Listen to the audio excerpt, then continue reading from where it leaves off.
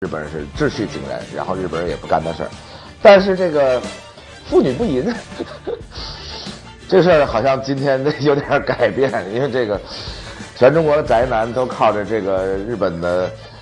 这个爱情动作片吧，这滋润大的。全体大臣派自己女儿到烧瓷厂去啊当女工，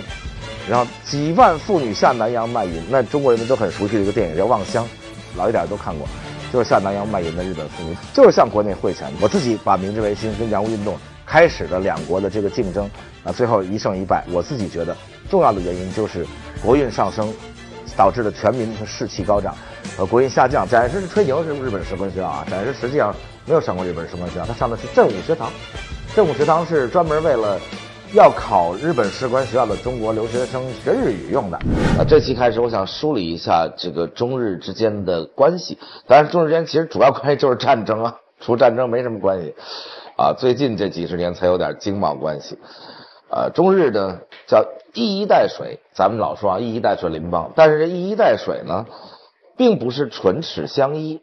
啊，大家经常说这俩国家相邻，说这唇亡齿寒，唇齿相依，包括我们每次出兵朝鲜上都说唇亡齿寒等等等等。中日两国离得非常近，这一衣带水窄到什么程度？秦朝时候就能过去啊。当然这个咱们这儿老说日本人是徐福跟3000童男童女后代啊，我自己是不太相信啊。虽然日本是有徐福登陆处啊，日本也承认好像徐福来过，但是呢他肯定不是真的是徐福这个以及3000童男童女的后代啊。为什么呢？因为我想到一个反证的例子，就日本一到南北朝的时候才开始有文字，才开始有记载，所以南北朝之前这日本事儿没人记载，中国替他记了一部分啊。如果真的是徐福去，徐福是一方士，徐福当然是会写字的，说秦朝的文字都已经统一了，所以真的是徐福带着童男童女到了日本，那他一定就写出来了。所以日本的历史不可能从我们南北朝的时候，差不多就公元已经好几百年了啊，不是公元前的那个徐福那时代，所以我是不太相信日本人是徐福和秦朝童男童女的后代。之前呢日本的历史自己没什么记载，但是呢我们替他记了一点。我们从三国的时候，三国志的魏书里专门有个倭人传，当然这个不是很尊重人家啊，那我们就不知道为什么一直管周围的所有民族起了各种各样蛮啊夷啊倭呀，反正就是没一个好东西啊。倭人传里很有意思，就把日本人给记录了一下，说我们这东北有一个在日本的一地儿。倭人传说日本人啥样呢？我给大家念念啊，很有意思啊，叫做坐一块的时候叫父子男女无别，就不像中国啊，中国这个老婆不能上桌的啊，这妾一直得站着，然后孩子坐，中国是长幼有序，忠孝礼义这一套，日本叫父子男女无别，所以中国人觉得很奇怪啊。有意思什么呢？人性嗜酒，这个日本人到现在还这样啊。有一个很怪啊，妇女不淫，不嫉妒，少盗窃，无争讼啊。这个大家听听这日本人那个时候啊，三国时期的日本人都这样。今天你再想想我们第一期里讲到的日本人什么样，基本上和这还差不多啊，就有一样变了。这日本上千年没怎么变，还是日本人很少打架吵架，什么争讼就是大家去诉讼特别少啊。这个不盗窃，日本我就说了，日本人是秩序井然，然后日本人也不干那事儿。但是这个妇女不淫这事儿好像今天有点改变，因为这个全中国的宅男都靠着这个日本的这个爱情动作片吧，这滋润大的，所以你看这连我助理从来都听不懂的别的都乐了，在那他也看着长大的。所以这个妇女不淫这个事儿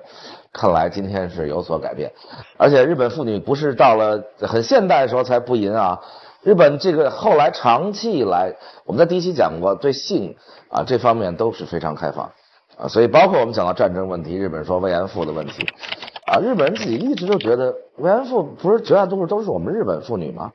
啊，你们怎么就一点点从你们那儿弄了一点点人？绝大部分99%的慰安妇都是我们日本妇女啊。我们日本本来也觉得没什么，日本本来就性就很开放，这妇女啊动不动就集体下南洋卖淫啊等等，爱国行为就是下南洋去卖淫。所以日本人就很不理解，说这慰安妇99%绝大多数都是我们日本人啊。但是大量的是自愿的啊！日本这参个军是极其的光荣。大家知道日本人对军人对武士，从武士开始到后来对军人啊，对国家爱国，这为国服役，这个尊重到什么程度？这村里只要一家子孩子去当兵，说我为国服役去了，当皇军全村集合到他们家门口，冲着他们家集体高呼万岁万岁万岁，就这样啊。所以这妇女，你说跟北洋舰队竞争的时候下南洋去卖淫，为了国家买军舰，那日本军队上前线，那就跟着皇军上前线的慰安妇大量都是自愿的。而且大家看到很多记载啊，包括在中国的慰安妇、日本慰安妇，这个在松山战役等等，最后打到最后日本不行的时候，这个抱着集体自杀，大家一起拉响手榴弹，然后最后还甚至有慰安妇说我们不浪费皇军的子弹，都拿去打敌人，拿伤兵的拐杖插到自己的这个，反正日本人这自杀的方式各种残酷，不多讲了。所以这日本人老觉得这个慰安妇都是我们日本人，只是好像那朝鲜那时候就是日本的地儿，日本就早就占领了朝鲜，说那你们都是我们日本当时一个省又一个省，那我们日本妇女上前线劳军，你们也跟着来了点啊。中国大陆那被占领的时候来一点，但是不要说一点，我的态度也特别坚定，就是一个都不行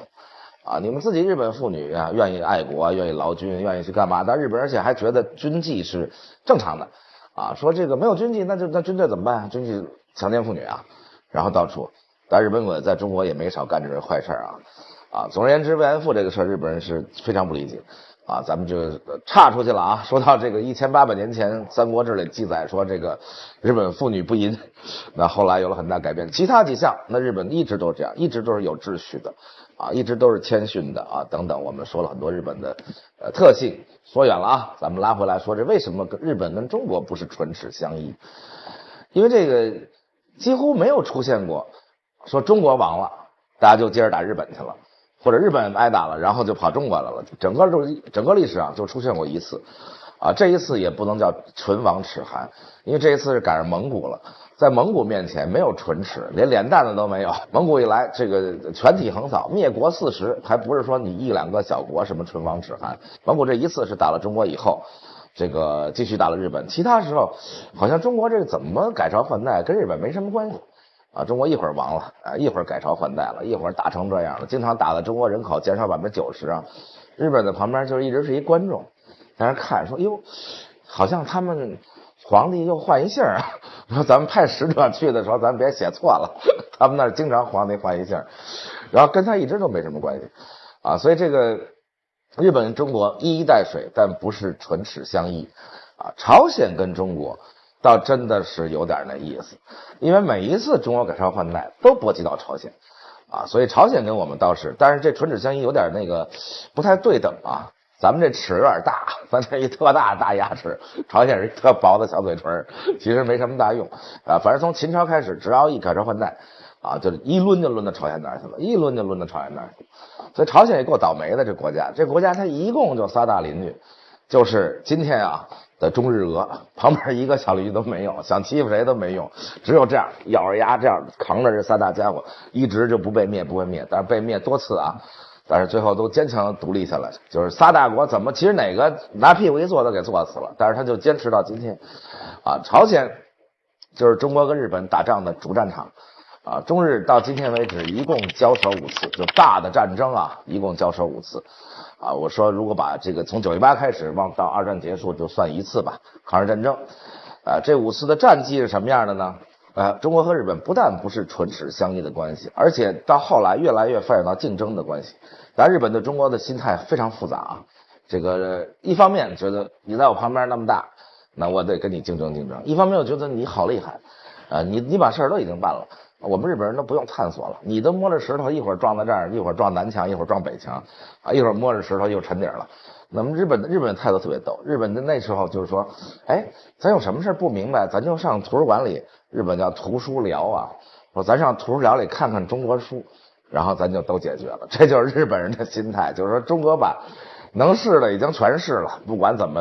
么独立，怎么灭亡，然后怎么改朝换代，到底是应该立太子呢，还是应该立贤的儿子呢？啊，所有这些事儿导致灭亡的，中国全有。所以日本对中国很复杂，一来就是说你是一个百宝箱啊，你是一个聚宝盆，日本人就这么想的啊。现在日本人拿西方啊，日本人反正不是上图书聊里看看中国，以前就是后来就从兰学开始，就是荷兰先来的亚洲，日本又开始学荷兰。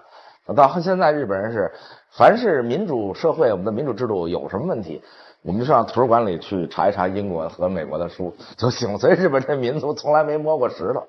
因为前面人都给你弄好了，这先是中国提的事，他去跟着中国走啊。所以日本是一个有路标的民族，他一直就跟着他觉得先进的去走，他先跟着中国走了上千年，后来又跟着西方走到现在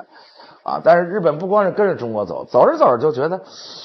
你这兴亡也太容易了吧，说一会儿来一人就把你打了，你就改朝换代了，那我也试试得了。因为把中国历史看多了，说啊陈胜吴广这个一揭竿就起来了，强大的秦朝就灭亡了啊。这个李渊从太原那儿比划两下，强大的隋朝就灭亡了，那么强大的隋朝，说那我也来试试啊，咱们都来试试看看我能不能给你中国翻一跟头。于是唐朝的时候第一次跟中国比划一下。大家知道隋唐时代是中国最强盛时期啊，所以强盛时期是不能饶了朝鲜的，就是永远要把朝鲜烧上，所以又去打朝鲜啊。朝鲜又是特别艰苦，然后又抗战，然后又这那的游击队吧，反正就是朝鲜这民族这性格就是几千年来被中国给蹂躏，先被中国蹂躏，完了又被日本蹂躏，然后就最后变成这种就是永远这挺着，就永远这不服输，然后也不听谁的，就那性格到今天也是。这包括咱们很多朝鲜族同胞啊，我认识的这个好多好朋友也是特别拧那性格。这个大家看看崔健老师就是朝鲜族，就是那种坚决要跟你那个呐喊一下，跟你对抗一下。大家看看金星老师啊，金星老师当评委是全中国第一毒舌，就是坚决一点不跟你客气，你就是不行。这都是朝鲜族的这兄弟，就是他们一直都这性格，然后就是几千年来被蹂躏。然后中国又去蹂躏朝鲜去了，蹂躏朝鲜呢，就朝鲜还挺能打，结果就使劲打。朝鲜当然分了好几个国家，有一个已经跟了唐朝了，这跟了唐朝这叫新罗，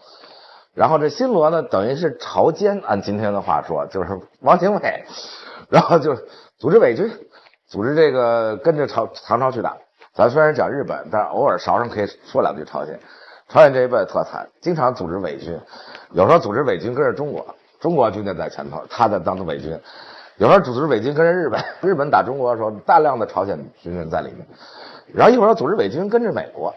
这朝鲜战争的时候，等于我们就管那个南朝鲜叫伪军。然后，所以朝鲜也挺倒霉，一打仗就变成伪军。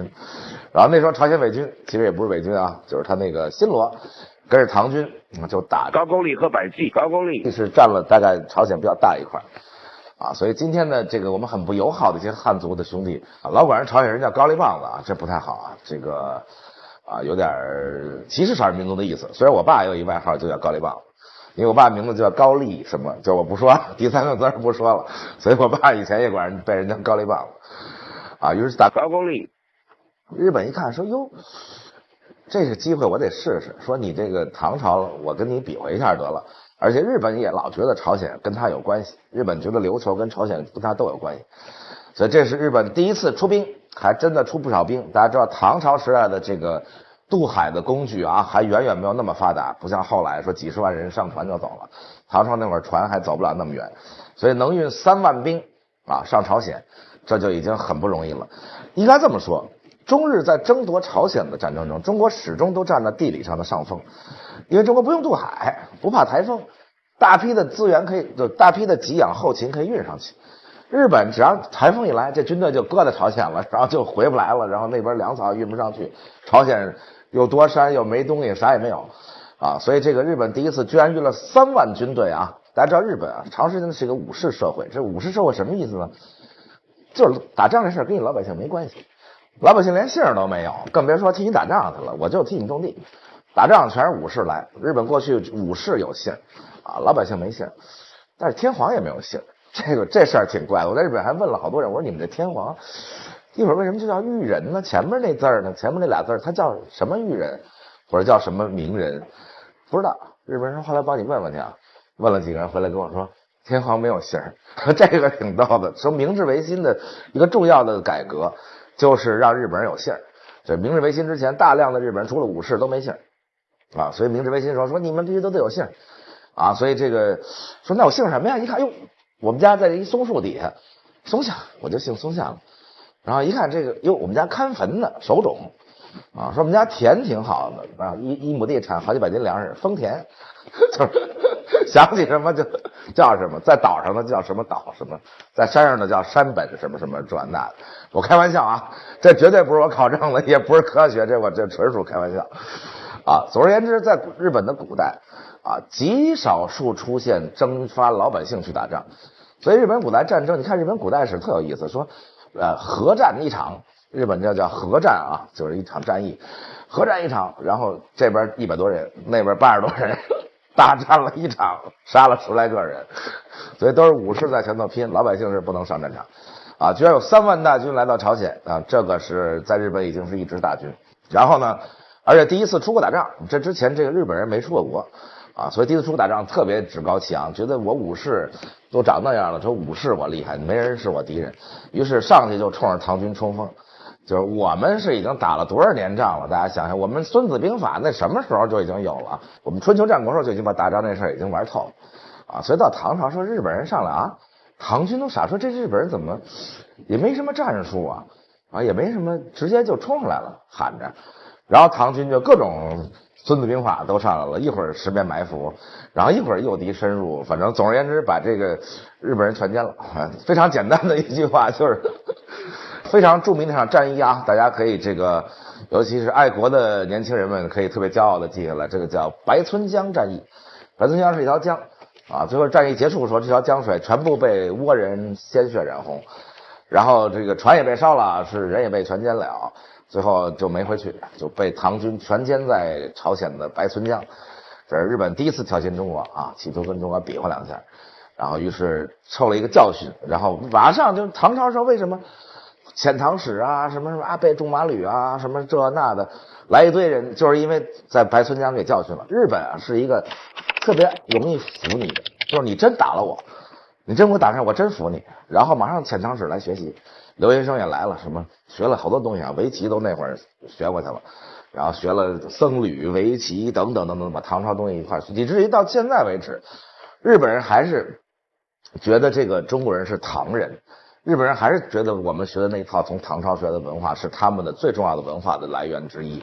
应该都不叫之一了吧。然后紧接着到了元朝，这就我刚才说过的啊，这个唇亡齿寒，蒙古是一个好神奇的民族，居然间就是横扫世界，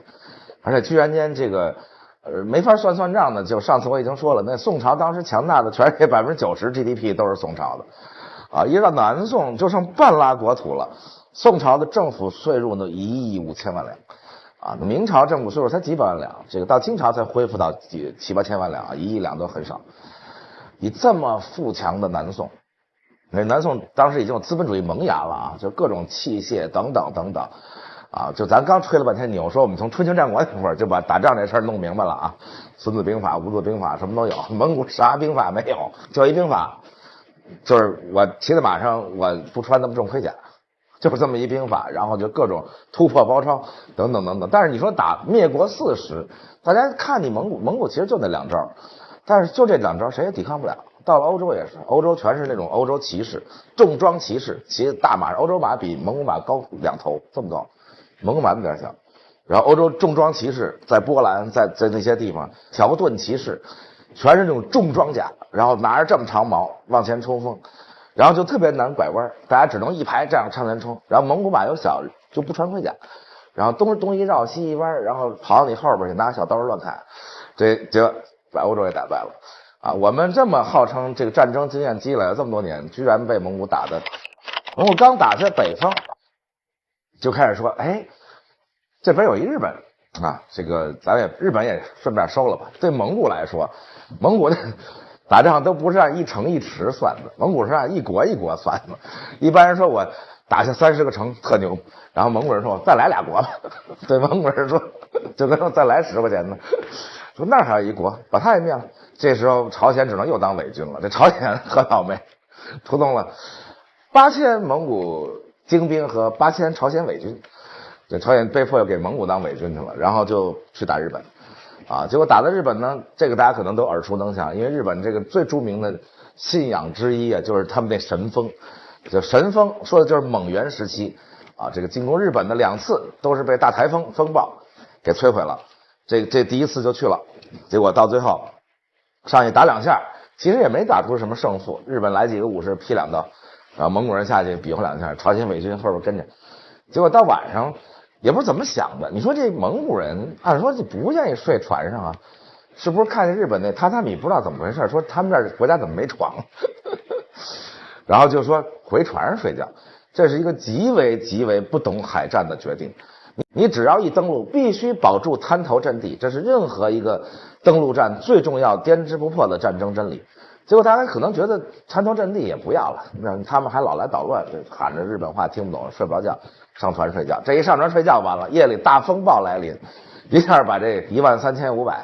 全没了，就是风暴一来，船也沉了，人也沉了，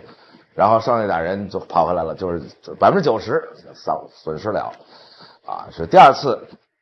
蒙古人是这可不行，蒙古人没败过，在这世界上。说这日本居然把我们打败了，而且还是因为风，不行。然后这时候南宋还有呢啊，这个所以打日本的一个原因也是因为不想让日本跟南宋贸易。我当然说过日本没什么矿产，但是那个时候日本还是有银的，所以日本经常出口白银。那蒙古是不会算账，这蒙古贵族，然后灭了40国，然后抢来的东西乱花，但是乱花到最后，忽必烈经常出现财政短缺。还经常给人写欠条说，等我屠了下一个城的时候，抢来东西再还你，这真事啊，这可不是我编的。所以就觉得日本这不是有银子吗？说抢点银子，结果打败了，啊，又过了一些年，把南宋灭了。灭了南宋以后，这个一想说，这个南宋这么强大的水军，留着它干嘛用啊？说去打日本，因为南宋的水军是非常强大的呀。大家知道这个南宋灭亡的最后一战崖山之战。那就是全体都是水军，这个双方都是大水军，双方都是汉人。这个说起来非常羞愧啊！这个蒙古灭南宋的最后一役，围攻崖山的所有海军都是汉人，都是汉奸，都是投降了这个蒙古的汉人，因为蒙古人不会海战。那最后是投降了蒙古的汉人啊，包围了崖山，最后在崖山，忠臣陆秀夫背着最后一个皇帝投海，然后10万军民不投降的都投海了，然后胜的也是汉人，是败的也是汉人。忽必烈一想说，这些汉人这个水军这么强大，万一哪天他要跟我翻了脸，我还收拾不了他了，这我还不会水战，说干脆一箭双雕，说你们出发去打日本啊！当然也不能全靠汉人啊，汉人全靠汉人10万水军出发，到一地儿站起来，把宋朝旗子一竖，好，又开始了。说，于是呢，10万汉军，就是主要是叫新归附的南宋水军，从南方出发啊，10万。蒙古自己的军队，当然这里又有5万朝鲜伪军，朝鲜永远就这命，等于是5万蒙古军队，5万朝鲜伪军，加上10万刚刚投降的南宋水军，啊，南北对进啊，北方还先到了，然后就南北对进进攻日本。当然先在海面上已经当时还挺厉害的航海，居然在那种情况下啊，南边有南风，北边有北风，竟然就弄着大帆就到日本，而且还准确的在日本外海还汇合了，这个我觉得技术挺高。要是我是茫茫大海上，那时候又没有郑和时代那么多导航，居然两支战居然汇合了。但是日本由于知道蒙古，日本是一天到晚派探子在那听，已经知道天下都归了蒙古了，而就知道蒙古肯定是不服气，而且蒙古开始训练水军、造船等等的时候，日本人各种奸细，反正日本跟咱长得也一样。都已经知道，所以日本严阵以待。日本当时早已经连出发日期日本都知道，所以日本就在登陆地点日本都知道，所以准确的判断出登陆地点，就在登陆点砌了长长的石墙，然后在石墙后面，日本各藩，大家知道日本一直都是幕府啊，就日本天皇一直没什么事干，所以日本的幕府，然后各藩都拼了，派出那各藩都来支援。日本当时幕府下面就各种大藩小藩，就相当于我们这儿占诸侯时代，诸侯全都来支援。然后上路呢，打的确实很惨。这个实际上第二次如果没有神风，也不一定能打赢日本。第二次不完全说因为那神风，但是确实神风又来了。但是神风来的时候，已经在登陆血战中已经损失了1/3这个蒙元的军队。然后结果最倒霉的是什么呢？这回倒没上船上睡，只要上船上睡还好了，这回就全体登陆了已经。结果台风又来了，这个也不知怎么日本那么有福气，所以日本后来二战到最后不行的时候，那自杀飞机全叫神风队，神风自杀飞机，神风飞行员，就是为了纪念这个，说神风快来救救我们啊！当年蒙古都没灭了我们，当然二战说最后也没救了他。这个结果这神风这更厉害，一下子把几乎所有的几千艘船全部吹沉，啊，只剩了几艘船，就南方的汉军只剩了几艘船，这能载几十个人上百人也就，然后跑了。然后蒙古跟朝鲜这一块的这个北方来的这10万大军，差不多是吹沉了一大半，当然比汉军好一点，当然就全跑了。最后是留在了这个岸上的，就完全束手待毙，没船了，海面上一艘船没有，还有10万人，啊，这10万人里包括了蒙古人、朝鲜人、这个汉人，啊，日本这个对中国当时还真的是挺友好，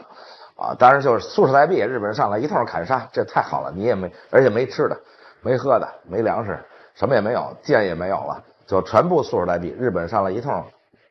太高兴了，砍瓜切菜一般。当时的政策特别有意思，叫做你蒙古人不是把元朝分成4等人吗？第一等人蒙古人，第二等人色目人，色目人就是讲郑和时候就讲过了啊，眼睛有色的人，就是蒙古统治的中亚地区的那些人啊，蒙古人自己人少，当官当不了那么多，那又不想让汉人当官，于是就从中亚地区他统治的这个窝阔台汗。钦察台汗、伊尔汗，从这些汗国，这个弄了一堆色目人，眼睛有色的，跑到中国来当官，所以他是第2等人。第3等人呢，叫做汉人。当然，这汉人是先投降了蒙古的北方人。这南宋抵抗到底的这些汉人，在蒙古元朝时期是最底层的，叫做南人，就是南北的南啊。这些人因为坚持抵抗，这我说过很多次，南方人你别看平时走到街上好像没有北方人这么。那种谁敢惹我啊？但是南方人每次抵抗外族的时候都是最坚决的，都是坚持打到底。这北方人外族一来就完了，蒙古人一来就投降了，日本人一来北方也没这么打，东北打1天，华北打4天，平津就没了。然后到南方抗日战争拼命打，蒙古人南宋坚持了那么多年，然后清朝来也是南方坚持了很多年，所以南方人是平时街上不打架也不吹牛。但是就咬紧牙关，就是外族来就不投降，是这样的一些人啊。这男人在这个元朝是最底层的啊，被迫害的。日本人说好，我就按你这分了，咱们就是第1等蒙古人全部斩首，把蒙古人全斩了；第2等色目人全部斩首，把色目人也全斩了。说第3等这个朝鲜人，说朝鲜伪军全部斩首，全斩了。朝鲜人对他们来说也差不多，反正就是北方的这些，但是把南宋的汉人就是男人全部留下来了，当然留下来也就是当奴隶啊，但至少把命留下来了。所以这个虽然把命留下来了，但是被冠以贱人，就是这个2万多，最后还剩2万多汉人，最后叫做贱人。这个贱人就是最后去当奴隶了啊。所以日本在那个时候突然有了一堆血统啊，中国的血统啊，这个还挺替这个汉人报仇的。所以日本人可见日本人跟汉人之间，日本人跟中国之间还是有很多感情的。就在打仗打成这样的情况下，把汉人命全留下来了，把蒙古人、色目人、朝鲜人全杀了啊！这是第2次。当然有人会说啊，这不是中日之间啊，这是蒙日之间。但是呢，元朝无论如何也算是啊中国的一个朝代，而且整个蒙古的疆土里面，其中这个很大的就是比现在中国往北大了一大块的，这是元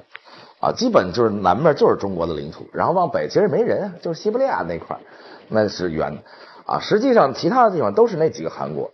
就是刚才我说的是窝阔台汗啊、钦察台汗啊、伊尔汗呐、什么这些东西。所以如果叫蒙古帝国，那当然跟中国其实没什么关系，只是庞大的蒙古帝国中间的一块。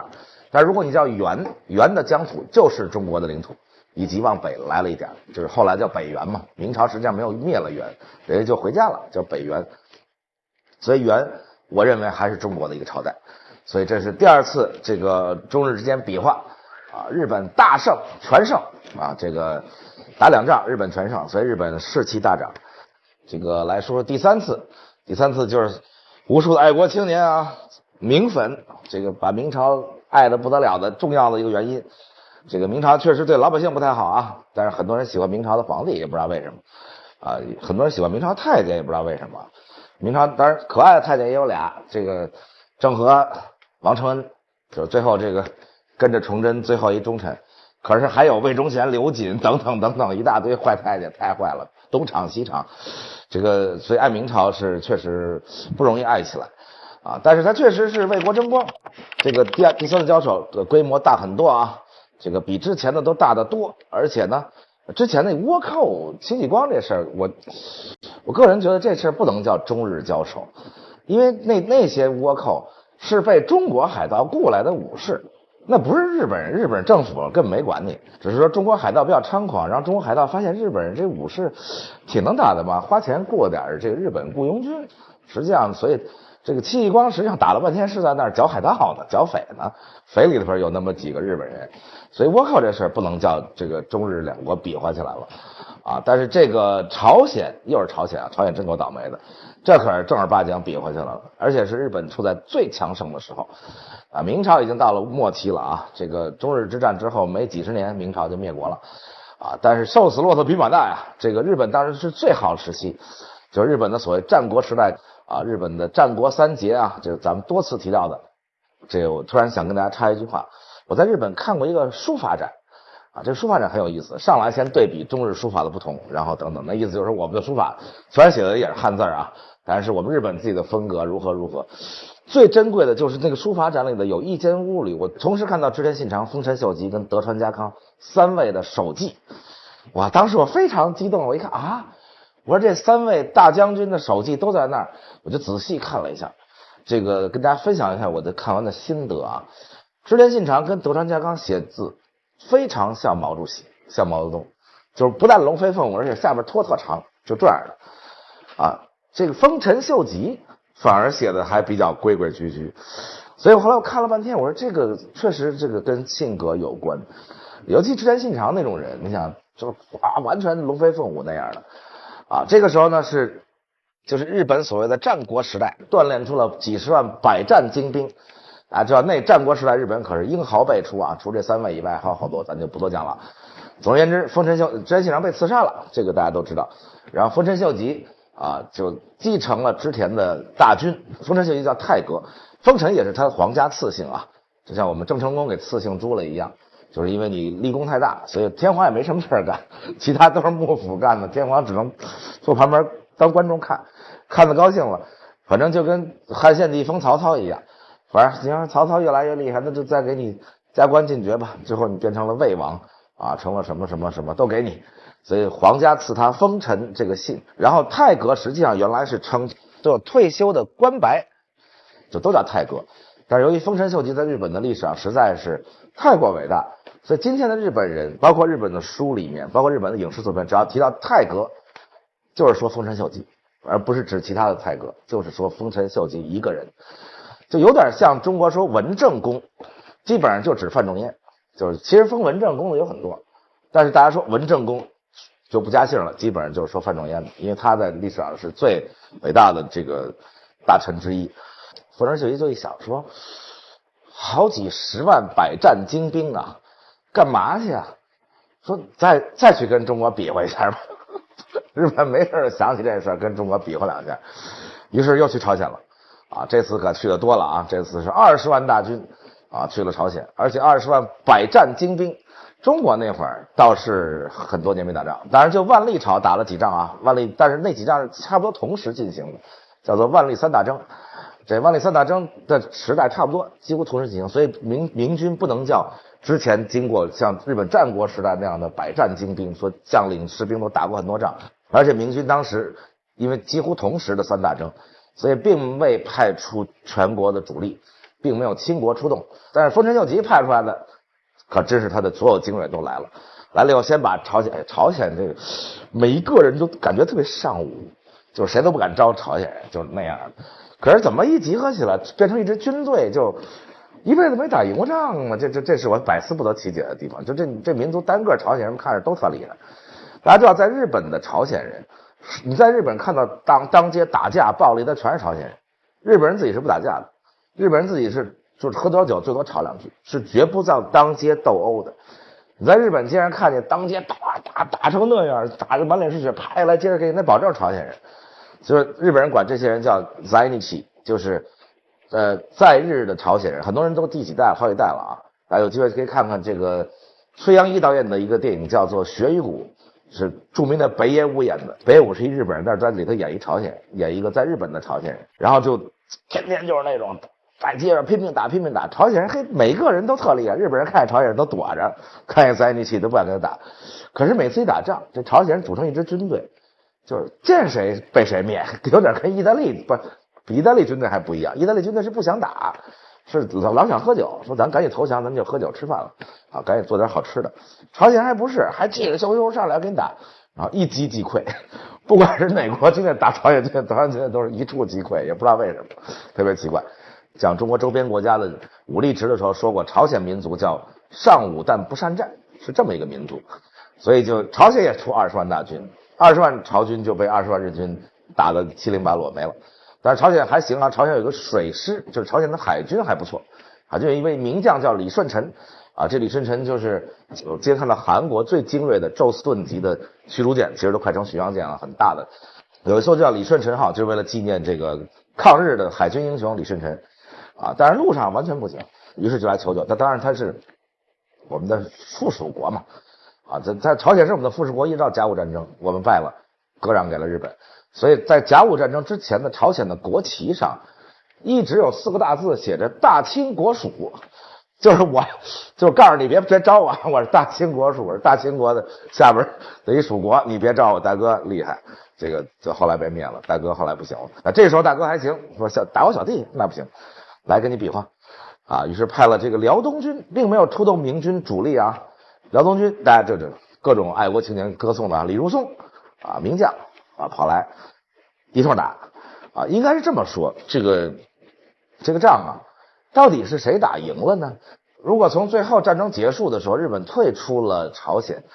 那应该说是我们打赢了。但实际上大家仔细看看那几场战役啊，打的那这打了好几年，而且这仗这中间有和谈呐、等等，后来派去和谈的人又被当作汉奸呀，等等，搞得很复杂。这个去和谈的人经常会冒着汉奸的风险，李鸿章后来也是。然后这个其实打的不相上下，互有胜负吧。啊，打着打着就开始聊上了，说咱们是不是那个聊聊啊？咱们谈谈吧。啊，于是就开始议和。啊，日军就撤到釜山。这每次朝鲜打到不行的时候，釜山永远是一个重要的地区。这个大家记得，朝鲜战争最开始，当北朝鲜军准备充分率先进攻的时候，南朝鲜军跟美军也是撤到釜山，最后在釜山防守了很久，就是仁川登陆，从半截截断了朝鲜半岛，才全歼了北朝鲜军。啊，这次也是日军就撤到釜山，但是在釜山待好几年，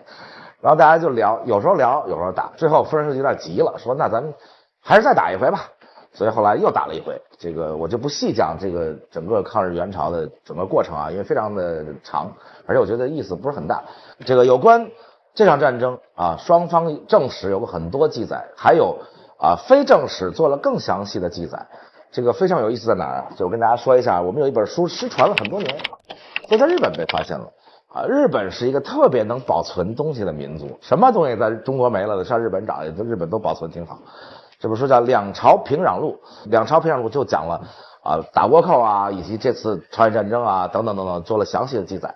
啊。我们失传了很多年以后，在日本被发现了，发现以后拿来看，那里边写的很有意思。它里边写到日本的战术特别好玩，说日本是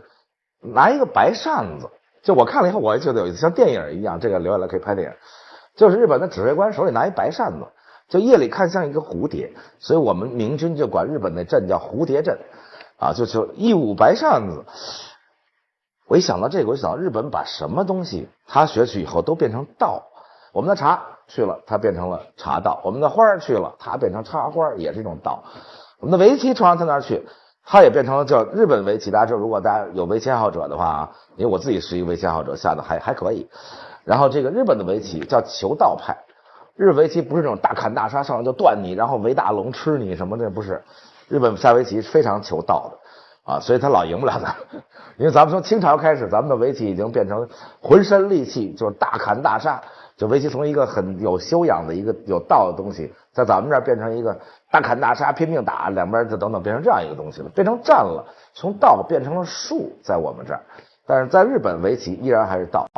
我一看这战场拿扇子，我觉得这个也有点意思，就日本这个武士道，它也是道，他把什么都要去求道。所以战场上看着还挺好看，在那说白扇子一挥，然后大家就冲；白扇子向右挥，大家向右冲；白扇子向左挥，大家向左冲。而且日本的战术口号就一个，叫以少敌众，因为日本人不多，但是都比较精锐啊，武士叫以少敌众，拿白扇子，这个记载是非常非常有意思的啊。这里面记载很多有意思的事儿啊，是谁来报的信儿？日本在进攻朝鲜，我觉得也挺有意思。当时丰臣秀吉进攻朝鲜的时候，为了坚决保住机密，因为这个打仗嘛，这个保密是最最重要的啊。为了保住这个密，都强迫琉球停止了跟明朝的贸易，就为了怕有人去报告，因为他开始造船了嘛，训练水军等等等等。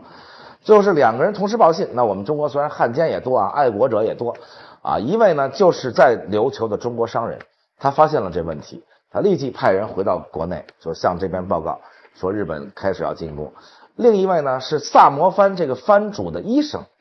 这萨摩藩主的医生是海盗倭寇当海盗然后抢来的，抢了个医生献给了萨摩藩。萨摩藩大家要记住这名字啊，以后我们讲到日本以后会经常的提到啊。萨摩藩是日本各个藩里最强大的藩之一，也是明治维新等成功的最重要的支持天皇的藩，也是日本海军后来的近代化海军第一个最强的就是在萨摩藩。日本明治维新重要的内战西南战争也是在萨摩藩，就是西乡隆盛啊，我上次提过，也是明治维新的这个杰出的大才啊。萨摩藩一直掌控日本海军到二战结束，就帝国海军，日本所谓的帝国海军时代，海军的军官大量都是萨摩藩来的，因为萨摩的海军是有传统而且非常强大啊。长州藩有大量的陆军军官从长州藩来的，萨摩长州就是最强大的支持后来明治天皇的两个藩。总之啊，萨摩长州肥前这几个大藩都是最支持天皇的，所以这个萨摩的藩主那就很厉害了啊，就几乎仅次于幕府的将军了。每一个幕府将军天皇都赐他叫征夷大将军，可见日本还觉得咱是夷咱觉得他是夷，他觉得咱是夷，所以他叫征夷大将军。萨摩藩藩主的医生啊，一位非常爱国的中国医生，虽然被海盗掳去了，这个在那给人看病，但是他从萨摩藩藩主的听到了这个消息，这个医生很爱国啊，后来他还专门写了个报国书，就是把日本的各种情况这个汇报了一下，是他也派人报了信，所以明朝实际上是有准备的。1592年大概是开始打的这个仗啊，早在16世纪初的时候啊，差不多1510几年的时候，葡萄牙人来到了中国广东，就已经带来了绥发枪，就是我们叫火铳吧，就俗称火铳或者叫鸟铳，日本叫鸟铳，我们叫火铳，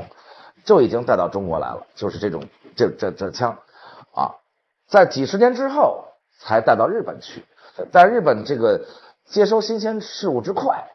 远远超过中国。大家看到日本现在也是，就西方有什么先进技术，日本马上就弄去，而且能生产出来很多，而且还能出口。当时日本就是这样的。差不多1540几年的时候，葡萄牙船到了日本，也把这个绥发枪啊，或者叫鸟铳吧、火铳吧，甭管它叫什么了啊，传到日本。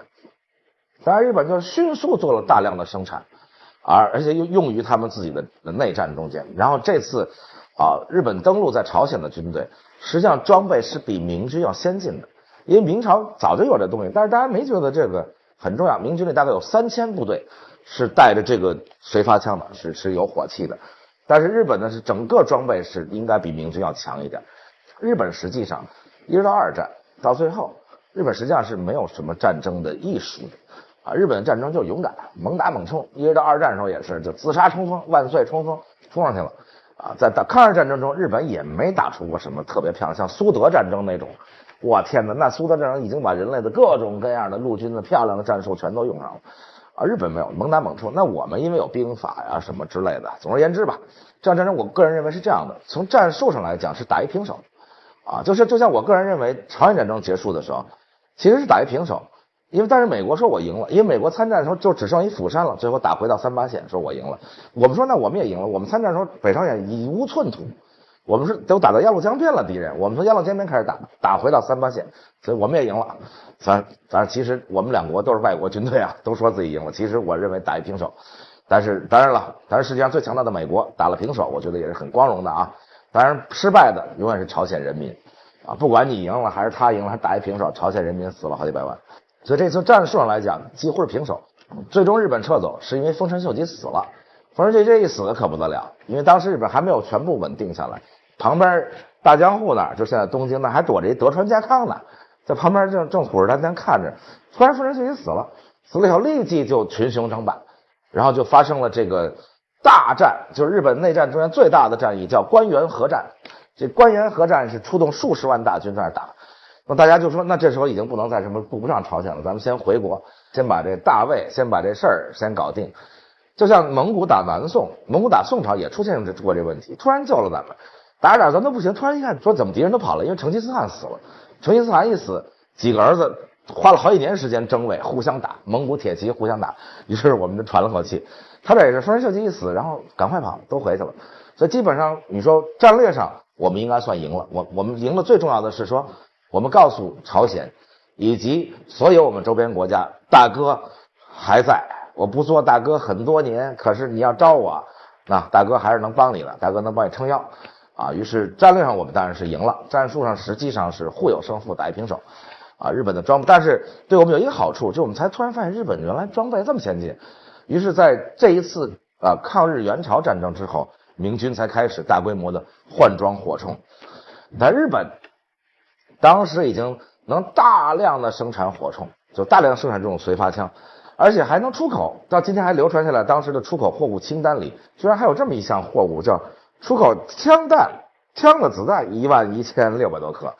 这个出口烟草，烟草日本也刚学会，于是也出口了。跟今天的日本一样，就是你有什么新技术，我就拿来产业化，我产业化完了我还能出口。你说这日本这民族他一直就这样。当然我们的历史，各自的历史里啊，日本历史这个也说他们胜了，那我们的历史不但说他们胜了，而且我们历史还编造了一个说叫日本率军大将岛津义弘，这岛津义弘被夹死，当然也有说斩首了什么这那的，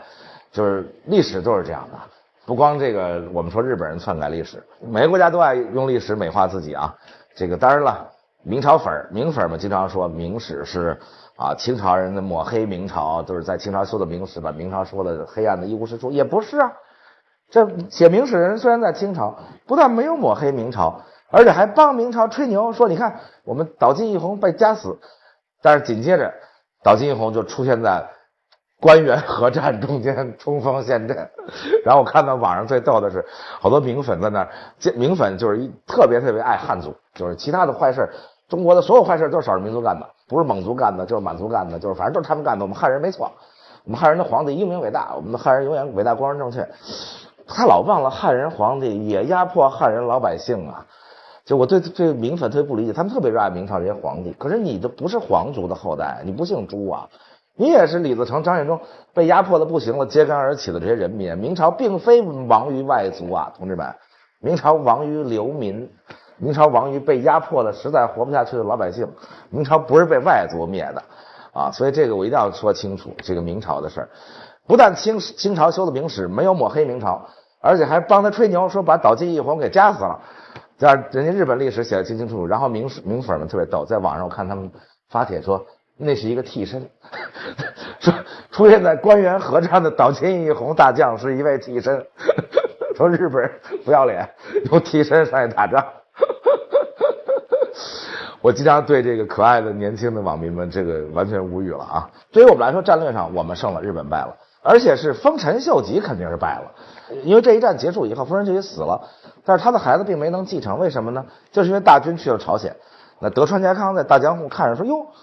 您这儿上朝鲜了，那我来吧。”于是就爆发大战，最后德川家胜了，所以丰臣秀吉发动了朝鲜战争新朝战争吧。最终不能说日本败了，是丰臣秀吉败了。所以日本从这场战争之后，当然日本是不改朝换代的啊，天皇他们家永远是天皇他们家，但是幕府改了，幕府改名了，改名叫德川幕府，大家就知道所谓的江户时代开始了，因为德川家是在江户，就是现在东京，所以江户时代就是从我们跟日本的第3次交手之后，日本改朝换代了，变成了德川幕府，一直到明治维新开始都是这幕府，延续了这么几百年。日本人特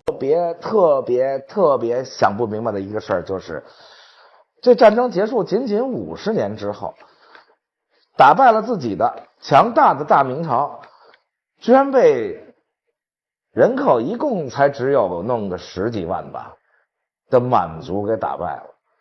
他极其不理解，说我们日本这么多人，这么强大，武器也比你先进，兵也多，将也广，都身经百战，居然没打赢你。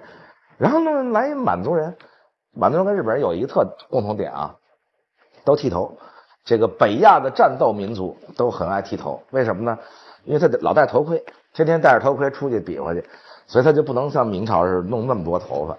经常剃成这么点啊。这个我之前多次讲过，咱们电视剧那是不对的啊，没有这么好看，这么大长辫子，那不更麻烦了吗？就叫铜钱头鼠尾辫，就铜钱这么大，就这点鼠尾辫，跟老鼠尾巴一样，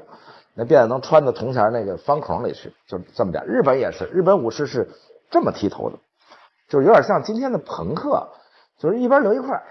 正中间几下给剃了。就是大家可能看日本动画片里经常会看到这新右卫门什么什么这种人。新右卫门，听这右卫门这个名字一听，他就是武士，因为只有武士才拥有这种称号，左卫门、右卫门什么的。所以一休哥那边的那新右卫门是个大武士，这个所以清朝也剃了头，日本也剃了头。日本说我这剃了头怎么就没打赢他呢？怎么这民族人口一共才10几万人的人口啊，这满族居然就把明朝打败了。所以这日本死活就想不明白为什么。我觉得一个重要原因就是航海技术还没有到。啊，这丰臣秀吉退兵也是因为这个太难了，这补给一船一船的就往上运，所以再后来日本开始赢中国了，也是因为那进入了工业革命时代了，那进入了这个铁船时代了，海已经不是天堑了，海不是问题，台风什么都不怕，所以那个时代日本就厉害了。所以日本作为一个岛国向外侵略的时候，由于都要过海，那不像清兵只要入关就可以了，入关可比过海要容易得多，在明朝那个时代啊。所以再后来第4次中日两国啊，在19世纪同时被西方打开了国门啊。中国是鸦片战争，这大家就不要说了啊。日本叫黑船事件，因为日本不知道那是铁船，看着黑了吧唧船没见过铁船，所以就是美国佩里将军一个准将啊，率领几艘铁甲舰啊，就到了江户海面，江户就是现在东京啊，过去叫大江户啊，打开了日本国门。而日本还不像我们还比划了2下啊。这个比划输了，然后被打开国门。日本人直接也没比划，就签订了不平等条约、驱逐的各种条约。我们几乎是同时啊，然后我们几乎同时开始啊这个自强，同时开始富国强兵啊，同时开始努力，同时开始向西方学习近代化啊。他们叫明治维新，我们叫洋务运动啊。怎么他们就成功了，我们就失败了呢？我们就败的不是1点2点，就败的一塌糊涂，后来就一泻千里。就被这个打，被那个打，最后连什么各种小国都来欺负一下啊！他们就一直昂扬向上，就一路成功，一直到2战被打败。我呢啊，曾经在很久很久以前，我大概20年就开始看有人写这方面的书啊，这个看了各种各样的书啊，我个人到今天为止特别认同的，应该说还没有，因为大量的人是这样来做学问，就是说啊，我现在说。日本跟中国的不同啊，日本跟中国这个不同，那个不同，那个不同，那个不同啊，因为这些不同，所以日本赢了。我觉得这没逻辑，为什么叫因为这些不同日本就赢了？这是什么逻辑？那应该说倒过来说因为日本赢了，所以我们发现了这些不同。那 what if 如果甲午战争中日对赌国运的时候，中国赢了，这本书完全可以不用重写，他还是说中日因为有这么多不同，所以中国赢了。我觉得这都是不负责任的说法，很多说法真站不住脚。就是说，他说日本有这个，其实这个中国也有。比如说，他说日本因为有藩镇啊，少数大藩镇，比如说萨摩藩、常州藩率先改革，他不是大一统，大一统就是说中央不动，大家都不动啊，所以他就那我们也有啊，我们镇压完太平天国以后，那我们各种封疆大吏自己也在改革，自己也在干啊，所以我们比他们还厉害，我们那藩镇能做到慈禧向各国宣战，大家认为你乱命，拒不从命。叫东南互保，我们到这地步了，所以他那个所谓藩镇自己的权力大先改革，然后他说啊，那因为日本人有信仰啊，他们有神道教啊，他们信仰天皇，所以他们我们也有信仰啊，我们儒家我们还科举考试考信仰呢，我们有2000年传下来的这个信仰啊，1300年的科举考的这个儒家，而且他们那个信仰时间比我们短得多。日本实际上并不是一直以来神道教就是那么厉害啊，对天皇就那么忠诚啊。换句话说，如果大家对天皇那么忠诚，天皇家里都没权没势，扔了京都600年，大家如果真的那么爱天皇，早就起来把幕府推翻了，把还政天皇不就完了吗？那相当于大家那么忠于汉朝汉献帝，那就听曹操了干嘛？直接就让汉献帝跟他拼了，跟曹操没有啊？这几百年那天皇也没权力，天皇在京都躲着，权力都在江户。对，当然之前还有别的幕府啊，日本历史以前有镰仓幕府时代啊，也有过这个南北朝时代，也有过战国时代或者叫三国啊等等。这日本人跟我聊起历史的时候，日本人说一特逗的话，说你们中国有的历史，我们日本全有，都经历过，但是我们都经历了一次，你们是来回来去循环。说你们这南北朝我们有过一次啊，说你们这战国我们有过一次啊，这你们是分久必合，合久必分，又分久必合，又合久必分，又分久必合，又合久必分，然后就连续的在这循环中间来回来去弄，所以我们就是各自一次啊。但是呢，日本整个历史跟我们一个重大区别，就是不管什么幕府，镰仓幕府也好，后来这个大家最知道的这三大战国时期的大名人啊，织田信长也好，这个丰臣秀吉也好，丰臣秀吉中国最熟啊。尤其是热爱明朝的这些明粉们，那一提到这个丰臣秀吉，太高兴了，因为我们打败了日本，在朝鲜确实是，我没有否认明朝有好的地方，但是总的来说，我对明朝是主要是因为我是钱穆先生的信徒啊，这个前门子弟，那对明朝始终都怀着不太好的看法，但是大家各抒己见嘛，又不是什么要命的事儿，所以明粉们，各位明粉原谅，今天跟大家说一句，我是非常。在各位历史学大师中，我是个人比较认同钱穆大师的观点，所以对明朝稍有不敬啊。但是丰臣秀吉这个，然后大家更熟悉了，那畅销书这么厚啊，是德川家康。这谁没想到把天皇废了，自立当皇？所以日本历史一以贯之，从头开始一直到现在就是天皇一家，不像我们来13朝，大的朝代13朝啊，小的就更多了。我们是突然间就想说，要你干嘛呀？最多我不篡，我曹操不篡，让我儿子当就完了啊，于是就篡了你啊，一会儿就黄袍加身，陈桥兵变，我就当了就完了。中国人们对皇帝的信仰就是说，我要忠于一个皇帝，至于这皇帝是姓李啊还是姓赵啊，他只要别姓完颜就行。他姓完颜这事儿，当然了，日子久了其实也行，因为这个有比完颜更长的姓啊，姓爱新觉罗的。这来了200多年，大家也行啊，也特忠于啊，也那个特别忠于皇上这那，所以我们的这个对皇上的信仰说，我们首先要忠，但是忠这皇上姓什么咱不管啊，他姓什么我们就忠他。日本不是，日本说，我们心中有一个神，这神叫天皇啊，但是这天皇呢没什么权在那待着，可是我也不废你，我织田信长也好，丰臣秀吉也好，德川家康也好，这都是。一时雄杰啊，这一点不比曹操什么这些什么赵匡胤这些人差的，一时雄杰，这个也都没想过说我把天皇废了，我自己当皇，没有，反正就是我权力在我这儿，然后就德川家最后在大江户待了这么几百年，然后天皇也没什么权力，大家也没有觉得需要多么忠于天皇。在明治维新之前，神道教跟佛教在日本是不分的，差不多就是一家子，反正都摆一块儿来了就一块拜拜。是明治维新确立神道教是国教，然后排斥佛教，然后大家都要信神道教。神道教的基础就是信天皇，神道教里头就各种神宫，神宫里也没什么神仙供在里头，就大家如果去日本看什么那些大神宫，各种神宫里头，这个就是皇上他们家，就是他们家的牌子牌位一个一个，大家最主要的是明治天皇的牌位在那里啊。日本居然就从明治维新开始迅速大家就都信了，而且大家对天皇忠于的不得了。感觉上就是上千年他们就一直这么忠于皇上，感觉之前就没幕府怎么回事，说皇上给架空了扔那儿600年没人管，没有，大家都觉得世世代代就是忠于天皇，就成这样了啊。所以我不觉得什么日本有信仰是一个问题。说明治天皇迅速建立了中央集权自上而下的这个改革是怎么？我们难道不中央集权吗？洋务运动难道是自下而上？当然是自上而下的。那皇上不同意，慈禧不同意，你也干不了那钱在人手里呢。还有人说日本善于翻译了大量西洋的书，然后等等等等。我们不善于翻译，我们从明朝时候就翻译大量西洋的书。就说明朝还是有好地方徐光启就翻译过西洋的书其实这些都不是原因，都是咱们说的不好听点的马后炮吧说的好听点就是那个事后的分析。我就还是问这个问题，如果当时甲午对赌国运的时候我们赢了，大家怎么写？还是这么写？所以我觉得这不是理由。我看过很多书，我都不觉得写的很是理由。我给大家再举这个一个例子。大家知道这个有个叫李约瑟的大师这剑桥大学的一院长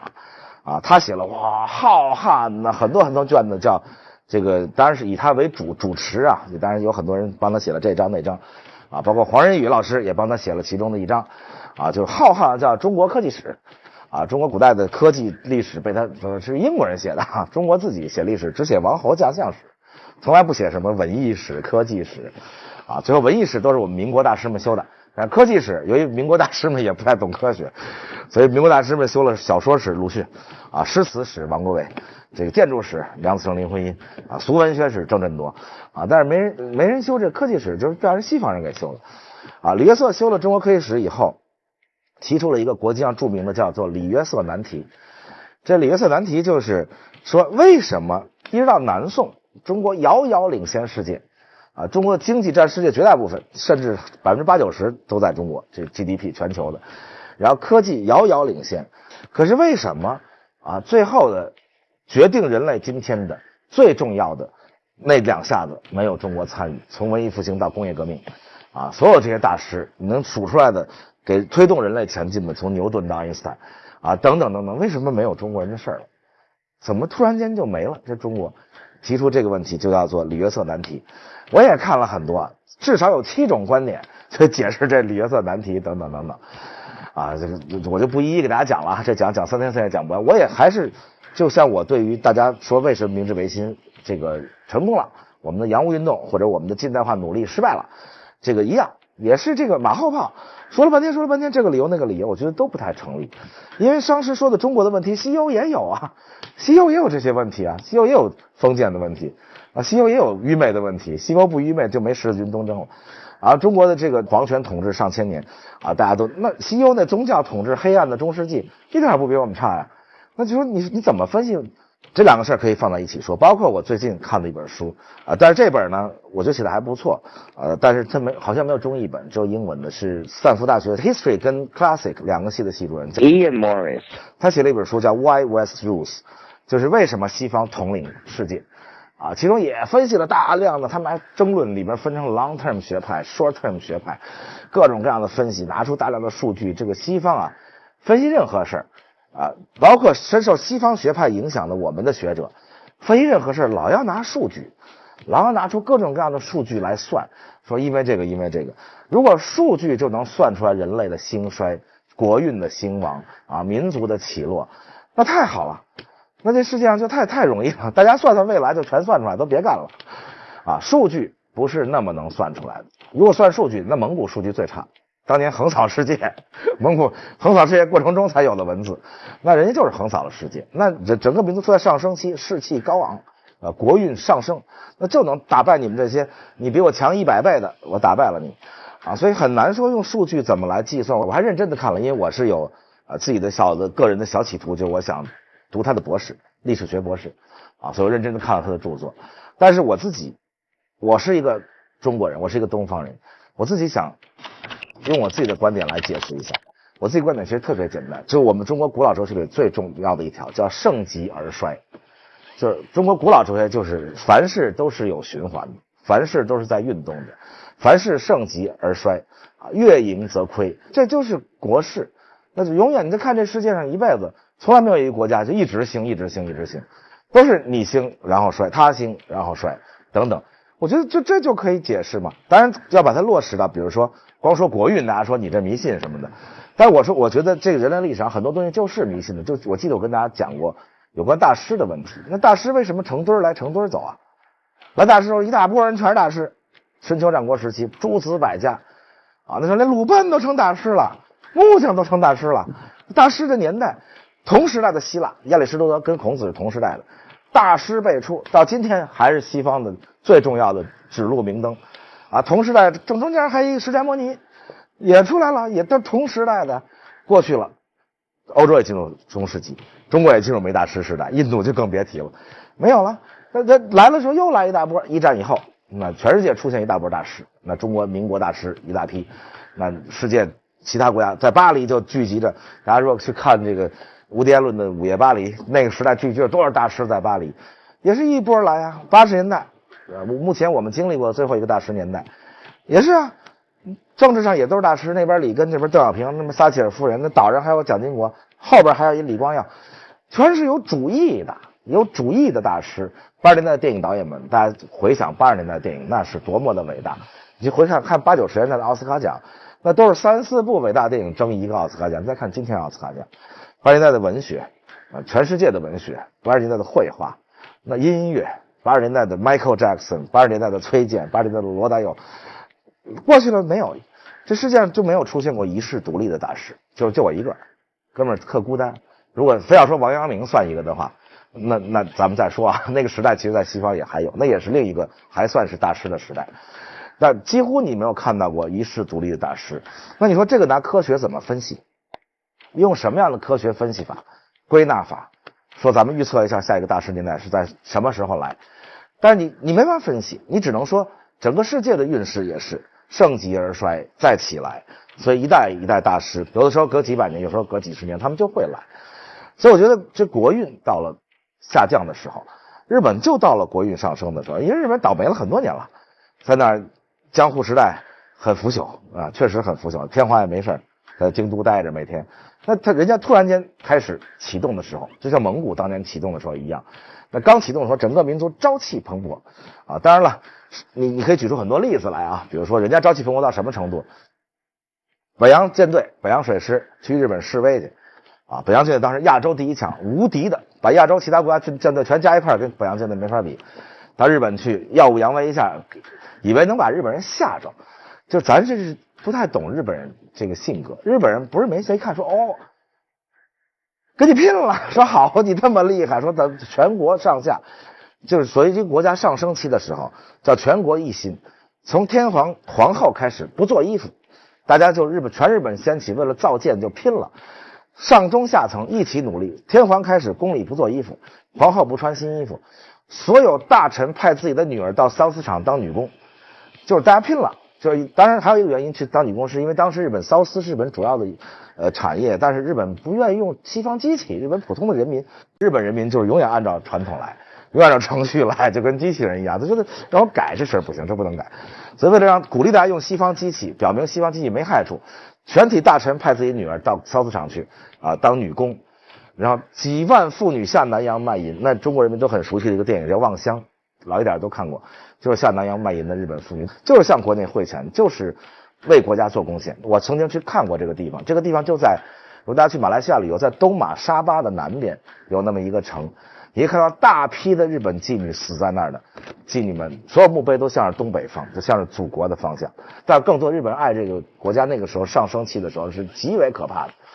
我们西方人一来，我们互相推卸责任，该跑的跑，该什么什么的，这大家看到我们那个从鸦片战争一直到八国联军，这中间那个丢人现眼的官员腐败的简直一塌糊涂，就临着跑的一塌糊涂啊！日本也是啊，怎么当街杀了外国人，外国人让你谢罪，日本能武士们一个一个走到宫前广场剖腹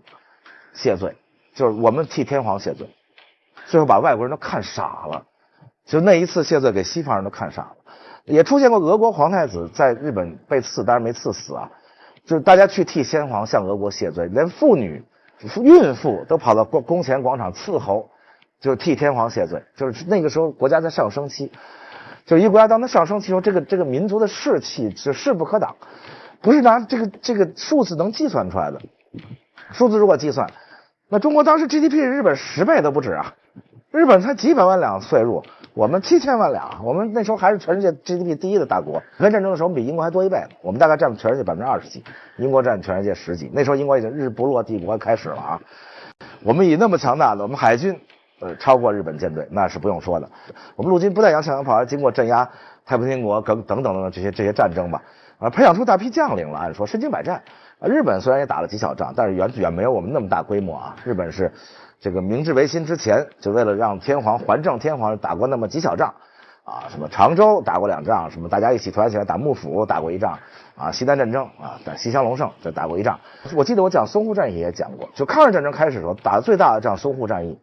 啊，双方100万大军在上海打，我军全身经百战，内战等等，都是个个身经百战都打过。30年的中原大战，军阀之间打的比淞沪战役还要激烈。淞沪战役最激烈的一场抗战中的大战役，最激烈的时候，我军一天发射2万发炮弹。1930年，蒋冯晏桂大战中原，就是冯玉祥、阎锡山、李宗仁一块打蒋介石的时候，在陇海前线曾经有过一天发射4万发炮弹的时候，那我军以身经百战的军队，日本军队都没打过仗。37年到上海来的时候，居然也打上了。在甲午战争的时候也是，我军的海军强于日军，我军的陆军至少不弱于，我说的是武器装备啊，至少是不弱于日军，大家都是洋枪洋炮嘛。啊，可是呢，毛主席说的好，决定战争的不是一两件先进武器，就是国运是个虚的东西，但是它会落实到这个民族的士气。那日本就怀着必胜的信念，就这个国家在向上升，大家对这个国家充满信心，就一定要打败你。那我们以比他强大的海军，其实你说颐和园，大家说颐和园花600万两银子，我跟大家算算账啊，这个当时亚洲最先进的军舰7000吨的定远、镇远，这个大军舰日本最大军舰才4000多吨，远没有我们大。我们大炮305毫米，比日本的炮大得多，120万两银子买的这我们有2艘，日本1艘都没有。那600万两银子修了颐和园，600万银子能干嘛呢？还能再买5艘这个。当然了，算海军的预算不能简单算一艘军舰的钱，海军的这个预算里还要包括维持这艘军舰、维修这艘军舰、训练它的人员它的后勤补给、炮弹等等算了，咱们就算能买3艘吧。其实在国运到那个时候，两国士气一上一下的时候，即使不修颐和园，那600万两银子咱再买3艘定远、镇远，你还是打不过。因为大家知道这甲午战争最后的结局是我军大舰队在被歼灭在刘公岛基地里。用什么歼灭的呢？用我们自己陆军的大炮台上的大炮，是日本陆军在山东登陆以后占领了整个在威海这地方保卫刘公岛的所有陆上炮台，然后把大炮调转炮口冲着港口里，我军已经不敢出战，而且大家逼丁汝昌提督投降，就我们的士气已经到这地步。那你说中日海军素质差在哪？中日海军的舰长都是英国训练的当时日本海军还没有自己的特别强大，什么江田岛海军官校，那后来二战时期都是那儿毕业的。那个时候大家都向英国学习，因为英国海军最强大，中日海军舰长都是留学英国的，有什么区别吗？我们的军舰比他还强大，我们的海军军官也都留学了英国。那最后人家是奋勇的上来围着你打，就是围到你家门口打。这个在海战史上有一条当时叫颠之不破的真理，叫做舰队对要塞是必败。日本就敢舰队对要塞跟你来，最后把你的要塞大炮调过去打你自己军舰最后所以你再多3艘有什么意义呢？还是停在港里面，让人多俘虏3艘，最后就被人俘虏了。所以大家逼丁汝昌投降，丁汝昌不投降，自己服毒自尽了，然后全跑光了，把炮栓都卸走了，把炮栓卖废铁去了。就是那几个英国顾问在那以英国海军自己的荣誉感说，我们英国海军有不投降的传统，英国陆军还没这传统经常投个降，是英国海军是觉得自己最光荣，皇家海军冲着那个要塞开炮还击，那中国都跑光了。那最后我们最大的军舰也就一沉一被俘，就被日本俘虏了。你再多3艘，您不修颐和园，你还修颐和园？毛主席曾经说过，这是毛主席亲口说的。毛主席在颐和园里逛的时候说，幸亏那时候修了颐和园那时候不修颐和园，建了北洋水师，它不也就没了吗？也归了敌人。修了颐和园，今天人民呢还有一个地方可以玩耍，这确实是。您不修颐和园，再来3艘，在日本再多俘虏3艘最后我们的这个最大的军舰就编在后备舰队里，在日俄战争的时候已经成了落后的军舰。日俄战争跟这个甲午战争只差10年大家知道日本这个士气旺盛，国运就往上翻，而且他赌赢了，对赌国运他赢了，明治维新才叫成功了。如果甲午战争我们赢了，明治维新就失败了，我们的洋务运动就成功了。所以这个叫对赌国运。明治维新真正的成功就是赌赢了甲午战争，我们真正的沦落，整个国运翻转向下走，100年缓不过来，就是甲午战争开始。鸦片战争并没有那么严重，鸦片战争实际上是惊醒了我们我们开始醒过来了，原来你们就玩这个呢，那咱也玩，咱比你有钱咱来所以鸦片战争是惊醒了我们急剧的追赶。当然鸦片战争中间后边还爆发了太平天国确实严重消耗了国力。那日本也是，日本自己也打内战、西南战争等等，也消耗国力。但是最后我们其实在鸦片战争之后是急剧的向近代化前进的，然后最后前进到甲午一战，双方对赌国运，我们失败了。这一失败，再往后就翻不过来了。因为什么呢？我们赔了2亿3千万两白银，这件事可太要命了。你再维新也好，洋务运动也好，改革也好，你得有钱没钱拿什么改革拿什么弄就像我们改革开放，我们为什么改革开放比越南的改革开放、印度的、俄国的都要好很多？就是因为我们有大量的港澳台同胞跟海外华侨有钱咣就来投资来了，到广东。他越南他没有印度也没有当然了，我们未来还要讲到改革开放最开始的时候，还有大量的日本的援助。日本虽然没有赔款给中国，但是日本出于内心的愧疚，是给了中国大量的援助跟无息贷款。改革开放初期是起了很大很大的作用。没钱，什么维新也改不了。日本一年税入政府才几百万两啊，一下2亿3千万两，这什么钱呀？这日本政府好几十年的税入加在一起，这简直如果中国有打赢了一仗，获得了政府收入好几十年的这个钱，中国蹭一下上那儿去了。日本我在靖国神社里仔细看了，它有一个表，就写着这2亿3千万两，这个是怎么用的。在其中一个馆里，这个馆最逗，一进去叫卧薪尝胆，就是中文卧薪尝胆啊。这个还奇怪，我说您打赢了甲午战争，怎么又你卧薪尝胆了？应该我们卧薪尝胆。